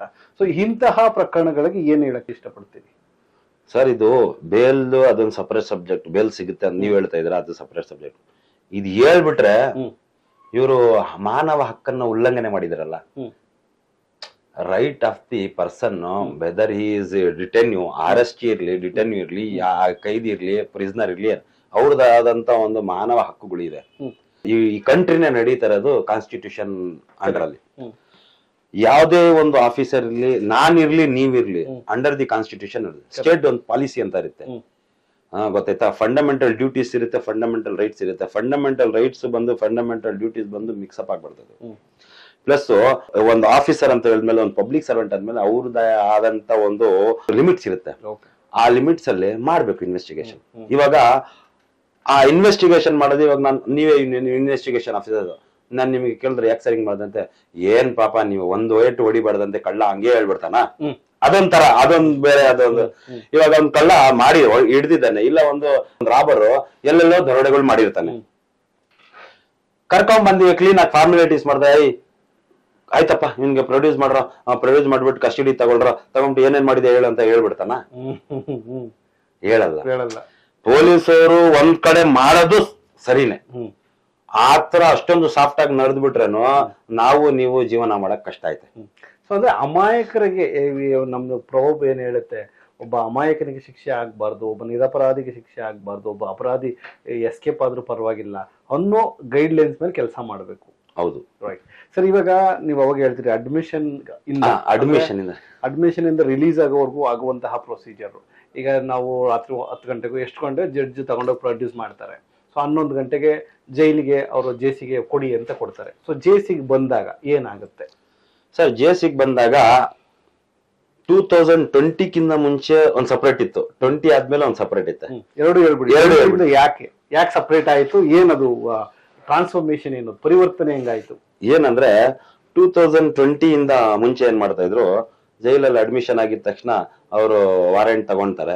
ವಾರೆಂಟ್ ತಗೊಂಡು ಅಕ್ಸೆಪ್ಟ್ ಮಾಡ್ತಾರೆ. ಗೇಟ್ ಜೈಲರ್ ಇರ್ತಾರೆ. ಗೇಟ್ ಜೈಲರ್ ಹೋಗ್ಬಿಟ್ಟು ತಗೊಂಡ್ಬಿಟ್ಟು ಅಲ್ಲಿ ಒಂದು ಗೇಜ್ ಇರುತ್ತೆ, ಅಲ್ಲಿ ಗೇಜ್ ಅಲ್ಲಿ ಹಾಕ್ಬಿಡ್ತಾರೆ. ಹಾಕ್ಬಿಟ್ಟು ಒಂದ್ ಎಲ್ಲೆಲ್ಲೋ ಕಡೆಯಿಂದ ಬಂದಿರ್ತಾರೆ, ಒಂದ್ 50-20 ಜನ ಸೇರ್ಸ್ಕೊಂಡ್ಬಿಟ್ಟು ಎಲ್ಲ ಸರ್ಚ್ ಮಾಡ್ತಾರೆ. ಕ್ಲೀನ್ ಆಗಿ ಸರ್ಚ್ ಮಾಡ್ಬಿಟ್ಟು ಸೆಕ್ಯೂರಿಟಿ ಚೆಕಪ್ ಎಲ್ಲ ಕ್ಲಿಯರ್ ಆಗುತ್ತೆ. ಕ್ಲಿಯರ್ ಆಗಿದ್ಮೇಲೆ ಏನ್ ದುಡ್ಡು ತಗೊಂಡ್ರೆ ಇಕ್ಕೊಂಡ್ಬಿಡ್ತಾರೆ. ಯಾರೋ ಮನೆಯವರು ಗೊತ್ತಿರಲ್ಲ, ಹೊಸಾಗಿ ದುಡ್ಡು ತಗೊಂಡಾಗಪ್ಪ 1,000ನೋ 2,000ನೋ 500 ಎಲ್ಲ ತಗೊಂಡು ಇಕ್ಕೊಂಡ್ಬಿಡ್ತಾರೆ. ಪ್ಲಸ್ ಏನ್ ತಗೊಂಡ್ರು ಕೊಡಲ್ಲ. ಬೆಲ್ಟು ಅದು ಇದು ಎಲ್ಲ ಬಿಚ್ಕೊಂಡ್ಬಿಡ್ತಾರೆ. ಊಟ ಮಾತ್ರ ತಗೊಂಡು ಹೋಗಿರೋರ್ಗೆ ಮಾತ್ರ ಕೊಡ್ತಾರೆ. ಅಲ್ಲ, ನಾವು ನೋಡೋದು ಸಿನಿಮಾದಲ್ಲಿ ಎಲ್ಲ ಬಿಚ್ಚಿಟ್ಕೊಂತಾರೆ, ರಿಲೀಸ್ ಆದಾಗ ವಾಪಸ್ ಕೊಡ್ತಾರೆ ಅಂತ. ಸರ್, ಅದು ರಿಲೀಸ್ ಆದಾಗ ವಾಪಸ್ ಕೊಡ್ತಾರೆ ಅಂತ ಹೇಳಿದ್ಮೇಲೆ ಒಂದು ಪ್ರೀಶಿಯಸ್ ಥಿಂಗ್ಸ್. ಈ ತರ ಇವಾಗ ಉಂಗುರ ಐತೆ, ಇದು ವಾಚ್ ಐತೆ, ಅದೆಲ್ಲ ಇದ್ರೆ ನೋಡೋ ಹಾಕಿದ್ದೀನಿ ಅಂತ ಹೇಳ್ಬಿಟ್ಟು ಅದು ಒಂದು ಕವರಲ್ಲಿ ಹಾಕ್ಬಿಟ್ಟು ಒಂದ್ ಹೆಸರಲ್ಲಿ ಇಕ್ಬಿಡ್ತಾರೆ. ದುಡ್ಡೆಲ್ಲ ಕೊಡ್ತಾರ? ದುಡ್ಡು ಕೊಡಲ್ಲ. ಪ್ಲಸ್ ಹೆಬಿಚುವಲ್ಸ್ ಬರ್ತಾರೆ. ಅವ್ರು ಸೆಕ್ಯೂರಿಟಿ ಚೆಕ್ ಮಾಡೋದು ಒಳ್ಳೇದೇನೆ. ಹೆಬಿಚುವಲ್ಸ್ ಇರ್ತಾರೆ, ಗಾಂಜಾ ಹೊಡೆಯೋರು, NDP ನಶೆ ಮಾಡೋರು, ಅವರೆಲ್ಲ ಗಾಂಜಾ ಎಲ್ಲ ಇಕ್ಕೊಂಡ್ ಬಂದ್ಬಿಡ್ತಾರೆ. ಗೊತ್ತಾಯ್ತಾ? ಪೊಲೀಸ್ ಅವ್ರಿಗೆಲ್ಲ ಗೊತ್ತಿದ್ದಿರುತ್ತೆ, ಇಲ್ಲ ಅಂತ ಹೇಳಲ್ಲ. ಅವ್ರು ಎಲ್ಲೆಲ್ಲ ಚಪ್ಲಿಯಲ್ಲಿ ಎಲ್ಲೆಲ್ಲ ಇಕ್ಕೊಂಡ್ ಬಂದ್ಬಿಡ್ತಾರೆ. ಅದನ್ನ ಅವ್ರು ಸರ್ಚ್ ಮಾಡ್ತಾರೆ. ಅವ್ರ ಕರ್ತವ್ಯ, ಅವರು ಜೈಲಿನಲ್ಲಿ ಅವ್ರ ಕರ್ತವ್ಯ ಮಾಡ್ತಾರೆ. ಸರ್ಚ್ ಮಾಡ್ಬಿಟ್ಟು ಯಾರ ಹತ್ರ ಗಾಂಜಾ ಸಿಗುತ್ತೆ ರಿಪೇರಿ ಮಾಡ್ಬಿಟ್ಟು ಎಲ್ಲ ಹಾಕ್ಬೇಕು, ಆತರ ಮಾಡ್ತಾರೆ. ಮ್ಯಾಕ್ಸಿಮಮ್ ಯಾರೋ 1,000 ಅಲ್ಲಿ ಒಬ್ಬ ಯಾರೋ ಈ ತರ ಮಾಡೋದು ಎಲ್ಲ. ಅದಾದ್ಮೇಲೆ ಅವ್ರ ಏನ್ ಮಾಡ್ತಾರೆ, ಒಂದು ಅಡ್ಮಿಷನ್ ರೂಮ್ ಅಂತ ಇರುತ್ತೆ. ಆ ಅಡ್ಮಿಷನ್ ರೂಮ್ ಅಲ್ಲಿ ತಗೊಂಡೋಗಿ ಹಾಕ್ಬಿಡ್ತಾರೆ. ಆ ಅಡ್ಮಿಷನ್ ಅಲ್ಲಿ ಒಂದು ಸಜಾ ಬಂದಿರ್ತಾನೆ, ಲೈಫ್ ಆಗಿರುತ್ತೆ ಅವನಿಗೆ. ಅವನ್ಗೆ ವಾಚ್ಮ್ಯಾನ್ ಅಂತ ಒಂದು ಡ್ಯೂಟಿ ಕೊಟ್ಟಿರ್ತಾರೆ. 10 ವರ್ಷ 8 ವರ್ಷ 9 ವರ್ಷ ಆದ್ಮೇಲೆ ವಾಚ್ಮ್ಯಾನ್ ಡ್ಯೂಟಿ ಕೊಡ್ತಾರೆ. ಏನಂದ್ರೆ ಈ ರೂಮ್ ಅಲ್ಲಿ ನೀನೊಂದು ವಾಚ್ಮ್ಯಾನ್, ಅದನ್ನ ನೋಡ್ಕೊಬೇಕು. ಈ ರೂಮ್ ಅಲ್ಲಿ ಏನಾದ್ರೂ ನಮ್ಗೆ ರಿಪೋರ್ಟ್ ಮಾಡ್ಬೇಕಂತ ಒಂದು ಜವಾಬ್ದಾರಿ ಕೊಟ್ಟಿರ್ತಾರೆ. ಆ ಅಡ್ಮಿಷನ್ ಅಲ್ಲಿ ಒಬ್ಬ ವಾಚ್ಮ್ಯಾನ್ ಇರ್ತಾನೆ. ಆ ವಾಚ್ಮ್ಯಾನ್ ಏನ್ ಮಾಡ್ತಾರೆ, ಎಲ್ಲಾರ್ಗೆ ಒಂದ್ ಕಡೆ ಹಾಕ್ಬಿಡ್ತಾರೆ. ಎಲ್ಲ ಅಡ್ಮಿಷನ್ ಅಲ್ಲಿ 70, 80, 100 ಜನ, 150 ಎಷ್ಟು ಜನ ಇರ್ತಾರೋ ಅವತ್ತು ಆ ದಿನ ಬಂದಿರೋ ಕೆಪಾಸಿಟಿ ದೊಡ್ಡ ರೂಮ್ ಇರುತ್ತೆ ಸರ್. ಕೆಪಾಸಿಟಿ ಇಲ್ಲ, ಹಾಕ್ಬಿಡ್ತಾರೆ. ಯಾಕಂದ್ರೆ ಮಾರನೇ ದಿನಾನೇ ಎಕ್ಸಿಕ್ಯೂಟಿವ್ ಜೈಲರ್ ಬಂದ್ಬಿಟ್ಟು ರೂಮ್ಗಳಿಗೆ ಅಲಾಟ್ ಮಾಡೋದು. ಗೊತ್ತಾಯ್ತಾ? ಅದಾದ್ಮೇಲೆ ಅಡ್ಮಿಷನ್ ರೂಮ್ ಅಲ್ಲಿ ಇರ್ತಾರೆ. ಅಡ್ಮಿಷನ್ ರೂಮ್ ಆದ್ಮೇಲೆ ಬೆಳಿಗ್ಗೆ ಹೊತ್ತು ಕರ್ಕೊಂಡು ಹೋಗ್ತಾರೆ. ಫಾರ್ಮಾಲಿಟಿ ಇದೆ, ಅವ್ನಿಗೆ ತಟ್ಟೆ ಬಿಚಾನೆ ಎಲ್ಲ ಕೊಡ್ತಾರೆ. ಅಂಡರ್ಟೈಲ್ ಇದ್ರೆ ಅಂಡರ್ಟೈಲ್ ರೂಮ್ ಅಲ್ಲಿ ಇರ್ತಾರೆ. ಸಜಾ ಬಂದಿ ಕೈದಿಯಾಗಿ ಸಜಾ ಆಗ್ಬಿಟ್ಟು ಪರ್ಮಿಷನ್ ಆಗಿದ್ರೆ ಹಂಗೆ ಕನ್ವಿಕ್ಟ್ ರೂಮ್ ಅಲ್ಲಿ ಕನ್ವಿಕ್ಟ್ ಸೆಕ್ಷನ್ ಅಲ್ಲಿ ಬಿಡ್ತಾರೆ. ಅವ್ನ್ ಅಂಡರ್ಟೈಲ್ ಏನ್ ಮಾಡ್ತಾರೆ, ತಟ್ಟೆ ಬಿಚಾನೆ ಅದಂತ ಒಂದ್ ಸ್ವಲ್ಪ ಏನ್ ಬೇಕು ಟಂಬ್ಲರ್ ಪ್ಲೇಟ್ ಎಲ್ಲ ಕೊಡ್ತಾರೆ. ಕೊಟ್ಬಿಟ್ಟು ಅಲ್ಲಿಂದ ಇದು ಒಂದು ವೆಯ್ಟ್ ಇರುತ್ತೆ, ವೆಯ್ಟ್ ಚೆಕಪ್ ಎಲ್ಲ ಫಾರ್ಮಾಲಿಟೀಸ್ ಮಾಡ್ತಾರೆ. ಫೋಟೋಗ್ರಾಫ್ಸ್, ಫಿಂಗರ್ ಪ್ರಿಂಟ್ಸ್, ಅದೆಲ್ಲ ಇದು ಫೋಟೋಗ್ರಾಫ್ಸ್, ಐಡೆಂಟಿಫಿಕೇಶನ್ ಮಾರ್ಕ್ಸ್ ಅದೆಲ್ಲ ಬುಕ್ ತಗೊಂಡು ಕ್ಲೀನ್ ಆಗಿ ಅದೆಲ್ಲ ಒಂದು ತುಂಬಾ ಹೊತ್ತು ನಡೆಯುತ್ತೆ ಒಬ್ಬೊಬ್ಬನ ಮಾಡಕ್ಕೆ. ಎಲ್ಲ ಡೀಟೇಲ್ ತಗೊಂತಾರೆ, ಅಪ್ಪ ಹೆಸರು. ಯಾಕಂದ್ರೆ ಅವ್ನು ರಿಲೀಸ್ ಹೋಗೋ ಟೈಮಲ್ಲಿ ಅವ್ನು ಕರೆಕ್ಟ್ ಆಗಿ ಅಡ್ರೆಸ್ ಬಿಡ್ಬೇಕಲ್ಲ, ಅವನೇ ಐಡೆಂಟಿಫೈ ಅಂತ ಐಡೆಂಟಿಫಿಕೇಶನ್ ಮಾರ್ಕ್ ಹಾಕ್ಬೇಕು, ಅವ್ರ ಅಪ್ಪನ ಹೆಸರು ಹಾಕ್ಬೇಕು, ಎಲ್ಲ ಹೇಳ್ಬೇಕು. ಅದೆಲ್ಲ ಮಾಡ್ತಾನೆ. ಫಾರ್ಮಾಲಿಟೀಸ್ ಮಾಡಿದ ತಕ್ಷಣ ಆಮೇಲೆ ಇನ್ನೊಂದು ರೂಮ್ ಇರುತ್ತೆ, ಪನಿಷ್ಮೆಂಟ್ ರೂಮ್. ಅದು ಏನಂದ್ರೆ ಎಲ್ಲ ಒಂದು 70-80% ಹುಡುಗರಿಗೆ ಅಲ್ಲಿಗೆ ಹಾಕ್ಬಿಡ್ತಾರೆ ಆ ರೂಮ್ ಅಲ್ಲಿ. ಪನಿಷ್ಮೆಂಟ್ ಏನಂತ ಹೇಳ್ತೀನಿ ನಿಮ್ಗೆ. ಎಲ್ಲ 70-80% ಹಾಕ್ಬಿಡುತ್ತೆ. ಇವಾಗ ಸ್ವಲ್ಪ ಅಡ್ಮಿಷನ್ ಸ್ವಲ್ಪ ಇದು ಪ್ರಿಸ್ನರ್ಸ್ ಇರ್ತಾರೆ, ಯಾರೋ ಗೊತ್ತಿರೋರು ಇರ್ತಾರೆ, ಮೊದ್ಲೇ ಮಾಹಿತಿ ಬಂದಿರ್ತೀನಿ ಅಂತ ಅವರೆಲ್ಲ ಏನ್ ಮಾಡ್ತಾರೆ, ಅಲ್ಲಿ ಜೈಲರ್ಗೆ ಏನ್ ಕೊಡ್ಬೇಕು ಕೊಟ್ಬಿಟ್ಟು, ಈ ಹುಡುಗ ನಮ್ಮವನು ಕೊಡಿ ಬಿಡಿ ಅಂತ ಹೇಳ್ಬಿಟ್ಟು ಅವ್ರ ರೂಮ್ಗೆ ಹಾಕ್ಸಿ ಅಂತ ಹೇಳ್ಬಿಟ್ಟು ಸ್ಲಿಪ್ ಅಲ್ಲಿ ಅವ್ರು ಯಾವ ರೂಮ್ ಅಲ್ಲಿ ಇರ್ತಾರೆ, 4-5 ಅಲ್ಲಿ ಇರ್ತಾರ, 8-3 ಅಲ್ಲಿ ಇರ್ತಾರೆ, ಯಾವ್ದೋ ರೂಮ್ ಹಾಕೊಂಡು ನೀವ್ ರೂಮ್ ಹಾಕೊಂಡು ಹೋಗ್ಬಿಡ್ತೀರಾ. ಇನ್ನೊಂದ್ 70% ಉಳ್ಕೊಂಡ್ಬಿಡ್ತಾರೆ ಅಲ್ಲಿ ಅಡ್ಮಿಷನ್ ಬಳಿ. ಆ ಅಡ್ಮಿಷನ್ ರೂಮ್ ಅಲ್ಲಿ ಉಳ್ಕೊಂಡ್ಬಿಟ್ಮೇಲೆ ಅವ್ರಿಗೆ ಲಾಕಪ್ ತರ 24 hours ಲಾಕ್ ಇರ್ತಾರಲ್ಲ, ಆಲ್ರೆಡಿ ಬಂದ್ 24 hours ಆಗಿರ್ತಾರೆ. ಅಲ್ಲಿಂದ ಒಂದ್ ಕಡೆ ಹಾಕ್ತಾರೆ.